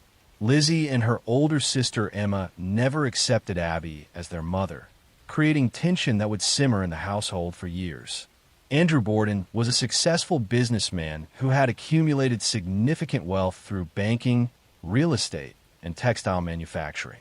Despite his prosperity, he was notoriously frugal, keeping the family in a modest home without modern conveniences like indoor plumbing when he could easily afford better. This stinginess was a source of resentment for his daughters, who felt they should be living in accordance with their father's actual wealth and social standing. The Borden household was marked by dysfunction and poor communication. Lizzie and Emma, both unmarried women in their 30s, lived with their father and stepmother but rarely spoke to Abby. Meals were often eaten in silence, and family members would go days without meaningful conversation. Arguments about property and inheritance created further division, particularly when Andrew gave property to Abby's family members, making Lizzie and Emma feel their inheritances were being diminished. On the morning of August 4th, 1892, the household followed its usual uncomfortable routine. Emma was out of town visiting friends. The maid, Bridget Sullivan, was feeling ill but still performing her duties. Andrew left for his morning business rounds, while Abby attended to household tasks. Lizzie claimed to be doing various activities around the house and barn. Around 11 a.m., Lizzie called out to Bridget that something terrible had happened to her father. Bridget found Andrew's body on the sofa in the sitting room, his face and head struck repeatedly with a sharp instrument. Police were summoned, and during the investigation, Abby's body was discovered upstairs in a guest bedroom, also struck multiple times. Medical examination suggested Abby had been attacked approximately 90 minutes before Andrew. Police focused immediately on Lizzie as a suspect. She was in the house when both incidents occurred. Her account of her activities and whereabouts contained inconsistencies. She showed little emotion when discussing her father's demise. She had been seen burning a dress shortly after the incident, which she claimed was stained and ruined, but which investigators suspected might have contained evidence. Additionally, investigators learned that Lizzie had attempted to purchase prussic acid, a poison, at a local pharmacy the day before the incidents, though the pharmacist had refused to sell it to her without a prescription. There were also reports of family arguments about property and money in the days leading up to the tragedy. Lizzie was arrested on August 11th, 1892, and charged with 3 counts, taking the lives of her father, stepmother, and both in combination. Her arrest shocked Fall River society. She was a respectable woman from a prominent family, active in her church and various charitable organizations. The idea that such a woman could commit brutal acts of violence seemed almost impossible to many people. Her trial began on June 5th, 1893, in New Bedford, Massachusetts. It became a national sensation, with newspapers across the country covering every detail.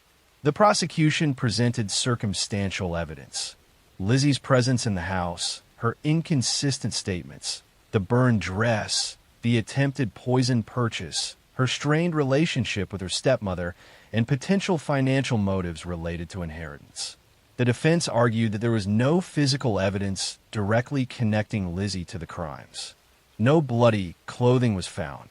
No weapon was definitively identified, though a handleless hatchet was discovered in the basement. The prosecution could not explain how Lizzie could have committed such bloody violence and cleaned herself thoroughly enough to appear normal minutes later when she summoned help. The defense also relied heavily on Victorian attitudes about women. They argued that a respectable, religious woman like Lizzie was inherently incapable of such brutality. They painted her as a devoted daughter who could not possibly have harmed her father. The all-male jury found these arguments compelling.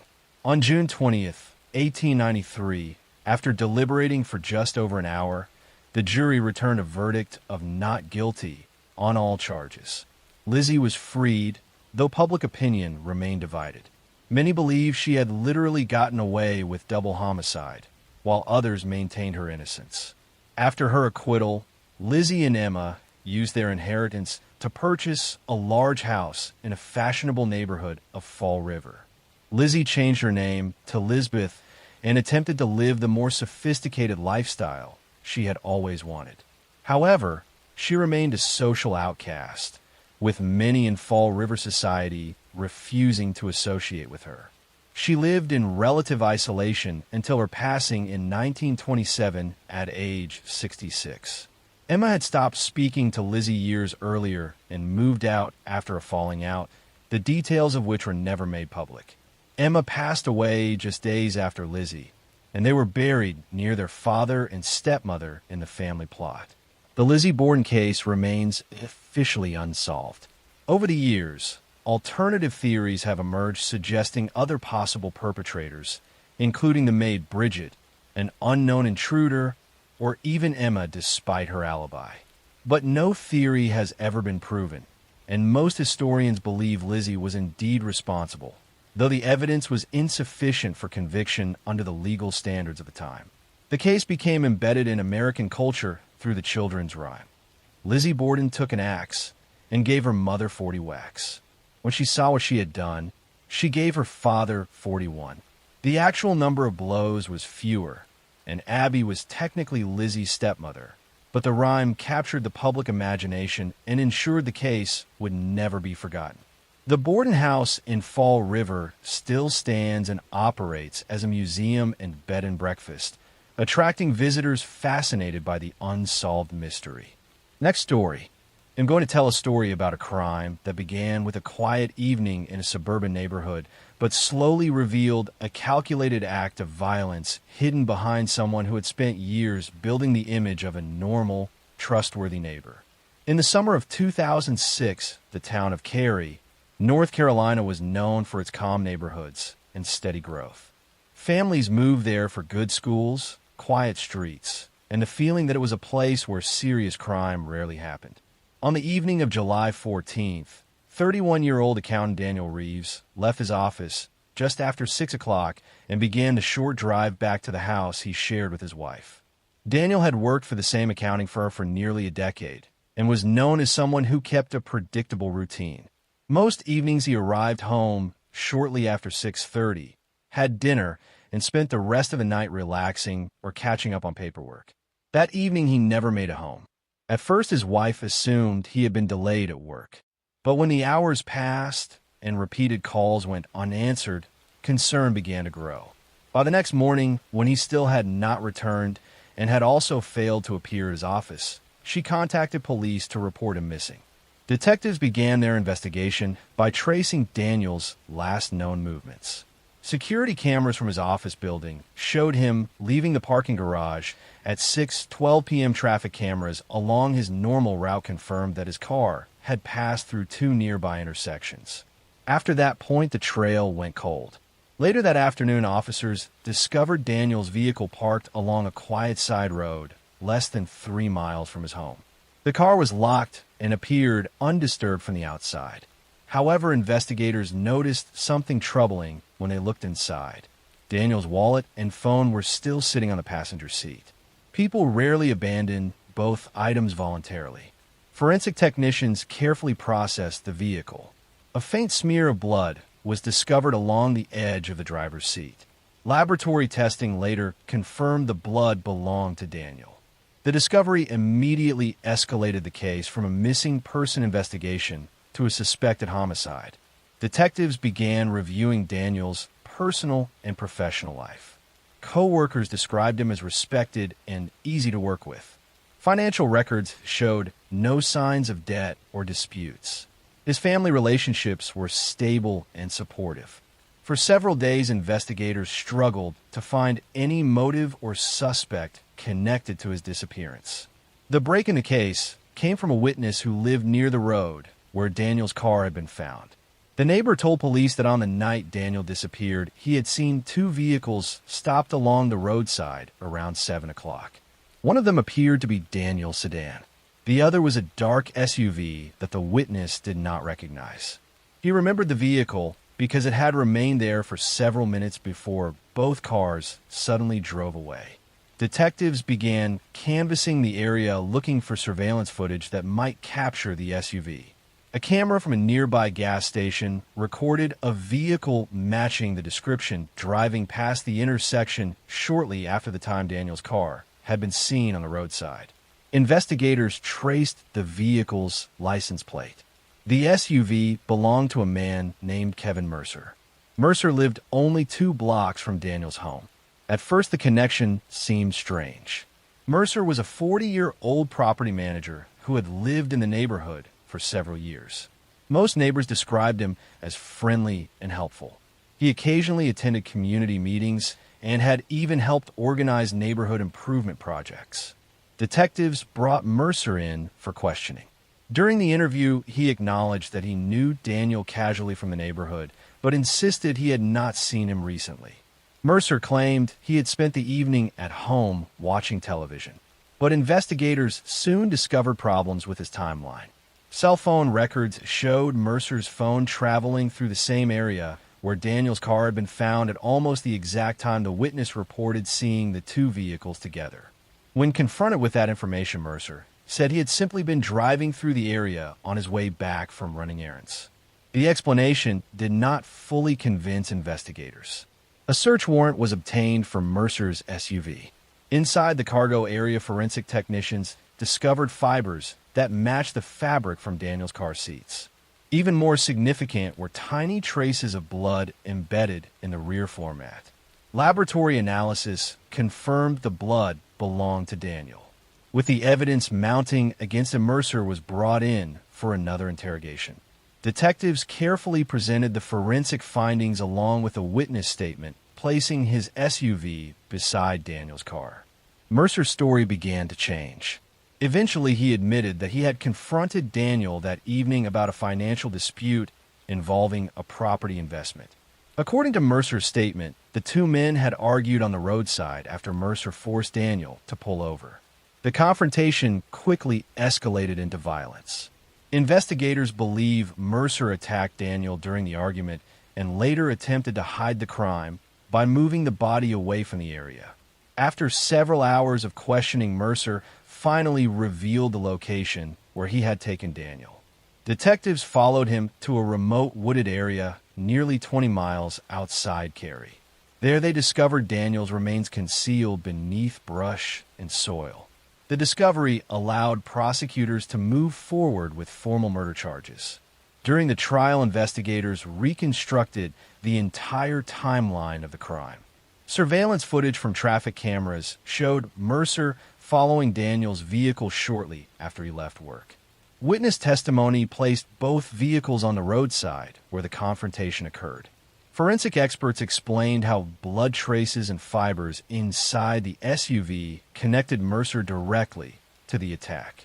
The defense attempted to argue that the fight had been sudden and unplanned, but prosecutors emphasized the deliberate steps Mercer took afterward to conceal the body and mislead investigators. After deliberating, the jury returned a guilty verdict. Kevin Mercer was sentenced to life in prison without the possibility of parole. For Daniel Reeves's family, the conviction provided some measure of justice after months of uncertainty. Friends and neighbors remembered him as someone who had built his life around quiet routines and strong relationships within the community. The investigation into his disappearance demonstrated how even the most ordinary-looking situations can hide darker motives beneath the surface. A single witness noticing two vehicles stopped along a road, combined with careful forensic work, eventually revealed the truth behind a crime someone believed would never be discovered. And in the end, it was those small observations and patient investigative work that ensured the truth could not remain hidden forever. Next story. I'm going to tell you a story about ambition twisted into violence, about a woman who wanted fame at any cost, and about how desperation for recognition can transform into murderous rage. In the glittering world of professional figure skating, where athletes dedicate their lives to perfection and competition is fierce, a rivalry was escalating beyond normal bounds. Two skaters were competing for spots on the 1994 U.S. Olympic team, but one was willing to cross lines that should never be crossed to eliminate her competition. What followed would become one of the most infamous attacks in sports history. This is the story of Tanya Harding and the attack on Nancy Kerrigan. On January 6, 1994, as Nancy practiced at a skating rink in Detroit, a man approached her after she left the ice and struck her knee with a metal baton. The attack was designed to injure her badly enough to force her withdrawal from the upcoming national championships and Olympic trials. The assailant was hired by Tanya's ex-husband Jeff Gillooly and her bodyguard Sean Eckhart, and evidence suggested Tanya knew about and approved the plan. The attack failed to end Nancy's career, but it ended Tanya's destroyed reputations and revealed how far some will go to achieve their dreams. Tanya Maxine Harding was born on November 12, 1970, in Portland, Oregon. Her childhood was marked by poverty and abuse that shaped her aggressive, combative personality. Her mother, Lavana, was brutal, physically and emotionally abusing Tanya throughout her childhood. She would beat her daughter, mock her appearance, and push her relentlessly in skating while never offering praise or affection. Tanya's family was poor, struggling to afford skating lessons and equipment. This made her an outsider in the elite world of figure skating, where most competitors came from wealthy families who could afford the best coaches and training. Tanya wore homemade costumes while her competitors wore expensive designer outfits. She felt judged and dismissed by skating officials who valued elegance and refinement, qualities Tanya's rough background had not provided. But Tanya had undeniable athletic ability. She was powerful and aggressive, landing jumps other female skaters could not. In 1991, she became the first American woman to land a triple axel in competition, a feat requiring tremendous strength and technical skill. This should have made her a star, but judges consistently scored her lower than competitors with more polished presentations. Tanya's personal life was chaotic. She married Jeff Gillooly when she was 19, beginning a volatile relationship marked by domestic violence. Jeff was controlling and abusive, and Tanya was trapped in a cycle she did not know how to escape. The abuse she had experienced from her mother had normalized violence in relationships. By 1993, Tanya's skating career was declining. She was 23, old for a figure skater, and her technical skills were offset by presentation scores that judges kept artificially low. Meanwhile, Nancy Kerrigan was emerging as America's skating sweetheart. Nancy was elegant, beautiful, and came from a working-class background that made her relatable. She was everything Tanya was not, and she was winning. Tanya became obsessed with Nancy, seeing her as the obstacle between herself and Olympic glory. In Tanya's mind, if Nancy were eliminated, she would make the Olympic team and finally receive the recognition she deserved. This obsession transformed into a conspiracy to injure Nancy badly enough to force her withdrawal from competition. Tanya's ex-husband Jeff and her bodyguard Sean began planning the attack in late 1993. They hired Shane Stant to carry out the assault and Derek Smith to drive the getaway car. The plan was crude but effective. Wait for Nancy to finish practice, approach her when she was vulnerable, and strike her knee hard enough to cause serious injury. On January 6, 1994, at the Cobo Arena in Detroit, Shane Stant waited for Nancy to finish practicing. As she walked through a corridor talking to her father, Shane rushed up and struck her right knee with a metal baton. He fled before anyone could stop him. Nancy collapsed, crying in pain and confusion, repeatedly asking why someone would do this to her. The attack made international headlines immediately. Nancy was America's sweetheart, and the brutal assault shocked the sports world. Investigators began working to identify the assailant and determine if this was a random attack or something more sinister. Within days, the conspiracy unraveled. Sean Eckhart, Tanya's bodyguard, began talking to people about his involvement, unable to resist bragging about the crime. Investigators traced phone records connecting Tanya's camp to the attacker. Jeff, Sean, Shane, and Derek were all arrested and confessed, each implicating the others. The question became, what did Tanya know and when did she know it? Evidence suggested she knew about the attack beforehand and may have helped plan it, though she denied this.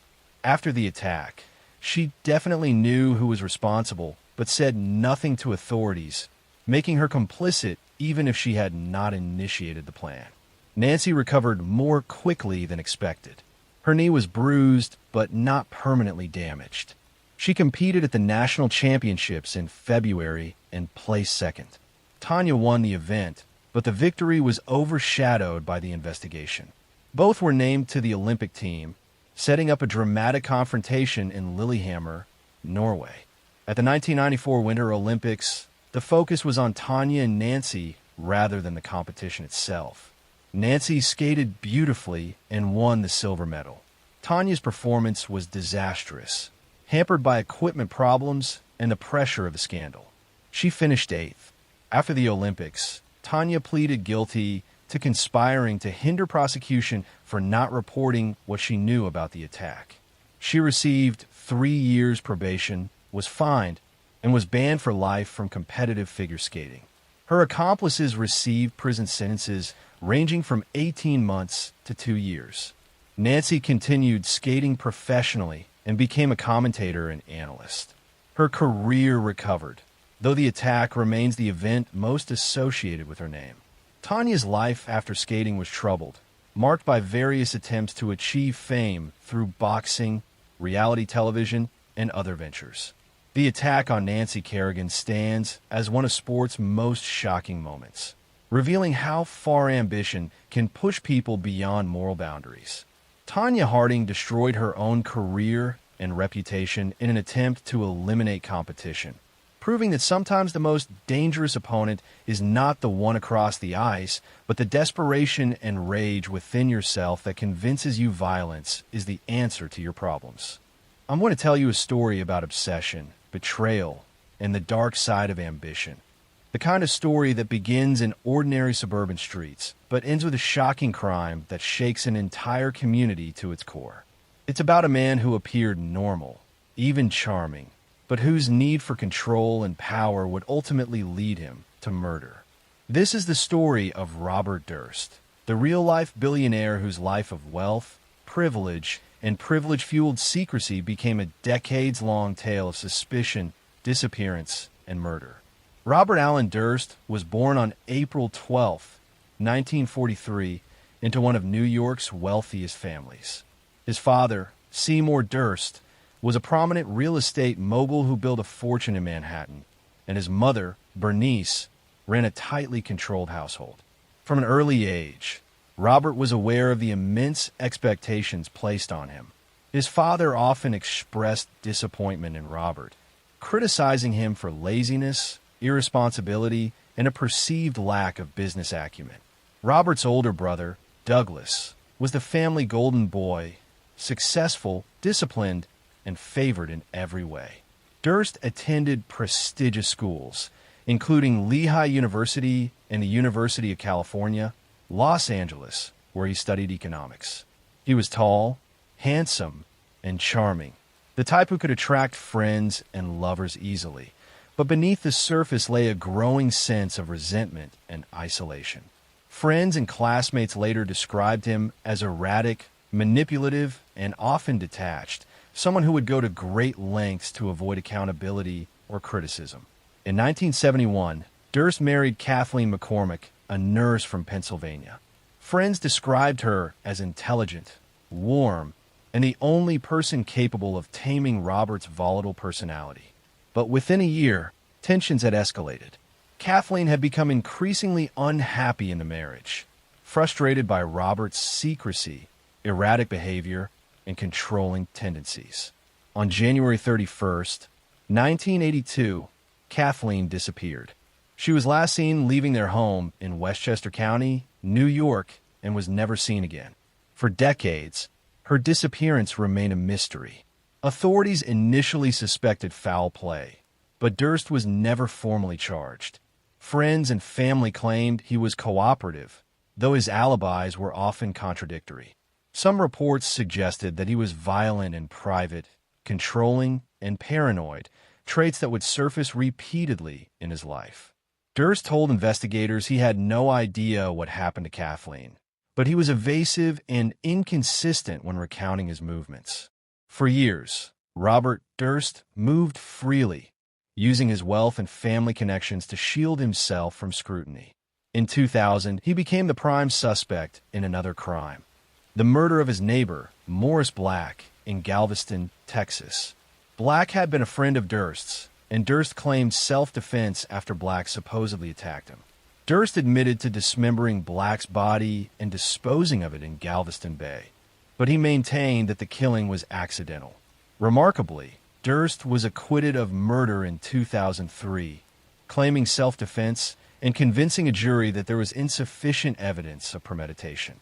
His wealth, charisma, and the ambiguous nature of the crime allowed him to walk free.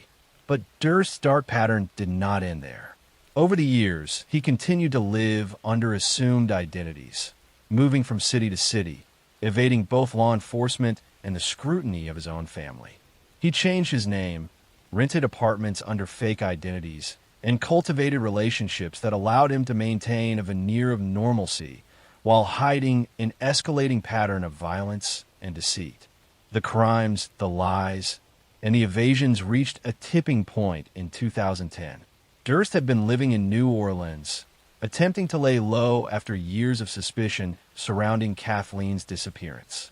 He was arrested for parole violations stemming from the Morris Black case, and media attention reignited interest in all his previous cases.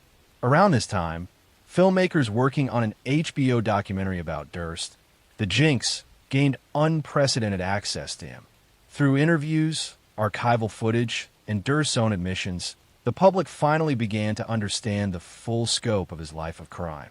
In a shocking twist during the documentary's production, Durst was recorded seemingly confessing to multiple murders, including that of his wife Kathleen, while apparently unaware that his microphone was still live.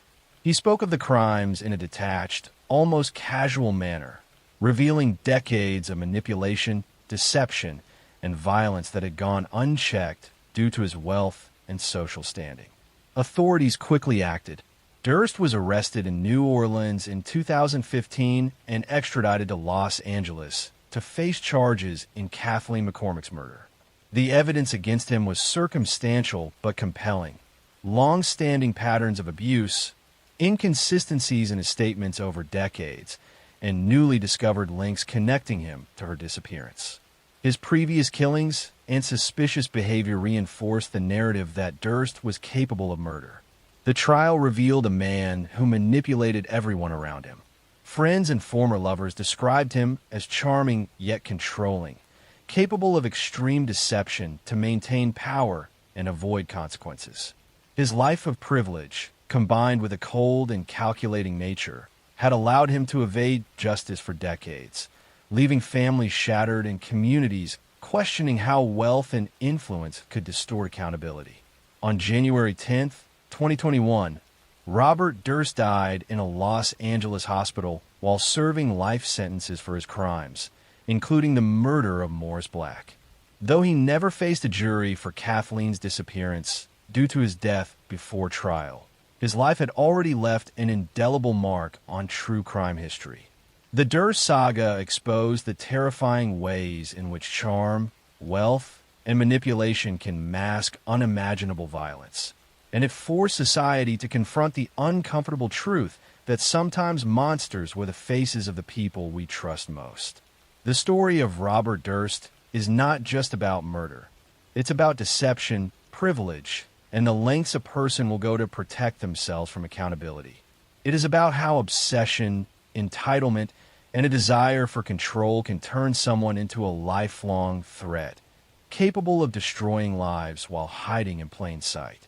And it is a cautionary tale that reminds us the most dangerous people are often those who seem, at first, to have it all. I'm going to tell you a story about betrayal in the most intimate form, about a man who used charm as a weapon, and about how trust can become the deadliest vulnerability of all. In the affluent suburbs of Connecticut during the 1980s, a successful airline pilot seemed to have everything: a beautiful home, a thriving career, and the respect of his community. He was intelligent, well-spoken, and appeared to be living the American dream. But Richard Crafts was hiding a dark secret, and when his wife finally decided to leave him, he would commit a crime so calculated it would change forensic investigation forever. This is the story of Richard Crafts, the wood chipper incident. In November 1986, his wife Hella, a flight attendant, disappeared after telling friends she planned to divorce Richard and had gathered evidence of his infidelity. Richard claimed she had left for Denmark to visit family, but investigators became suspicious. What they eventually discovered was that Richard had ended his wife's life, then used a commercial wood chipper to destroy her body, scattering the remains across a frozen riverbank. His conviction in 1989 became the first successful prosecution in Connecticut history without an intact body, revolutionizing how cases could be prosecuted. Richard Bunnell Crafts was born on December 20th, 1937, in New York. His childhood appeared stable on the surface, with a middle-class upbringing and adequate resources.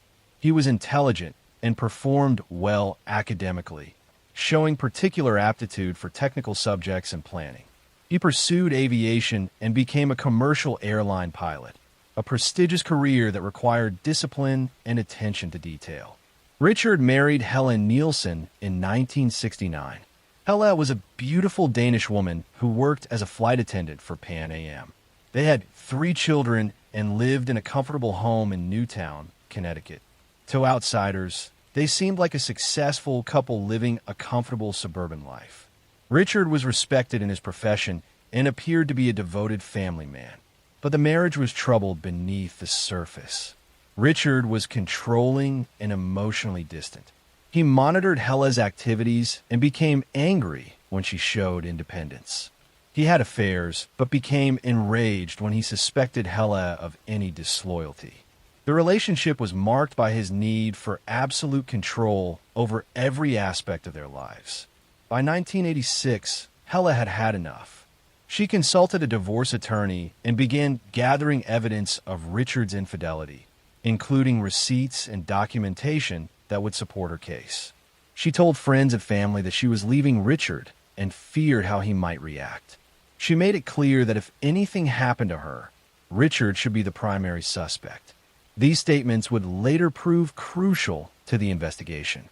On November 18th, 1986, during a snowstorm, Hella disappeared. Richard told people she had gone to Denmark to visit her sick mother. He produced what appeared to be letters and communications from Hella explaining her absence. But Hella's friends and family did not believe these explanations. Hella would never abandon her children. They insisted, and the communications did not sound like her. Police began investigating, and suspicions centered on Richard from the beginning. His story had inconsistencies, and his behavior seemed wrong for someone whose wife had suddenly left. He showed little emotion or concern about Hella's absence. He was making plans to sell their house and reorganize his life unusually quickly for someone expecting his wife to return. Investigators discovered that Richard had rented a large commercial wood chipper in the days following Hella's disappearance. Witnesses reported seeing him operating the machine near the Housatonic River during the snowstorm, unusual activity for that time and weather. He had also purchased new bedding and had cleaned the house extensively. Police obtained a warrant to search the property and began painstaking forensic work. They examined the wood chipper Richard had rented and found tiny fragments of human tissue, bone, and hair inside. They searched the riverbank where witnesses had seen him operating the machine and found minute pieces of human remains, teeth, bone fragments, and other evidence scattered across a wide area. The forensic investigation was groundbreaking. Scientists examined hundreds of tiny fragments, piecing together evidence that would prove what had happened to Hella. They found a tooth cap that Hella's dentist identified as matching her dental work. They found fingernail fragments with polish matching the brand Hella used. They found bone pieces that, when analyzed, were consistent with Hella's medical history, including old injuries. The case against Richard was built on these fragments and on the circumstantial evidence of his actions after Hella's disappearance.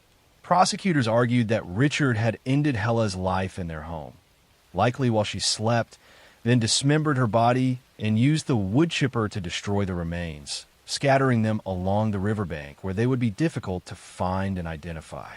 Richard's first trial in 1988 ended in a hung jury. One juror could not accept that the tiny fragments constituted sufficient proof. But prosecutors tried him again, and in 1989, Richard Crafts was convicted. The jury accepted that the accumulation of forensic evidence, combined with Richard's suspicious behavior and the circumstances of Hella's disappearance, proved beyond reasonable doubt that he had ended his wife's life. He was sentenced to 50 years in prison. Throughout both trials, Richard showed little emotion and maintained that Hella had simply left and the evidence against him was coincidental or misinterpreted. He never confessed and never showed remorse for what had happened to the mother of his children. Richard Crafts was released from prison in 2020 after serving over 30 years. He was 82 years old when freed, an elderly man who had spent most of his adult life behind bars. His release sparked outrage from Hella's family and friends, who felt justice had not been fully served. The Crafts case became famous in forensic science and legal circles as a landmark prosecution. It demonstrated that cases could be successfully tried even without an intact body, as long as sufficient physical evidence could be gathered and presented. The painstaking forensic work involved in identifying tiny fragments scattered across a wide area became a model for future investigations. Hella Crafts' family never recovered from her loss. Her children grew up without their mother, knowing their father had taken her from them. They had to process not just the loss, but the horrific manner of it, knowing that Richard had tried to erase every trace of Hella's existence. The case stands as a reminder that danger often comes from those closest to us, that domestic relationships can become deadly when control and possession override love and respect. Richard Crafts could not accept that Hella would leave him, and rather than let her go, he chose to destroy her completely, believing his careful planning would allow him to escape justice. The tiny fragments of evidence he could not eliminate became the proof that brought him down, demonstrating that even the most calculated crimes leave traces that determined investigators can find.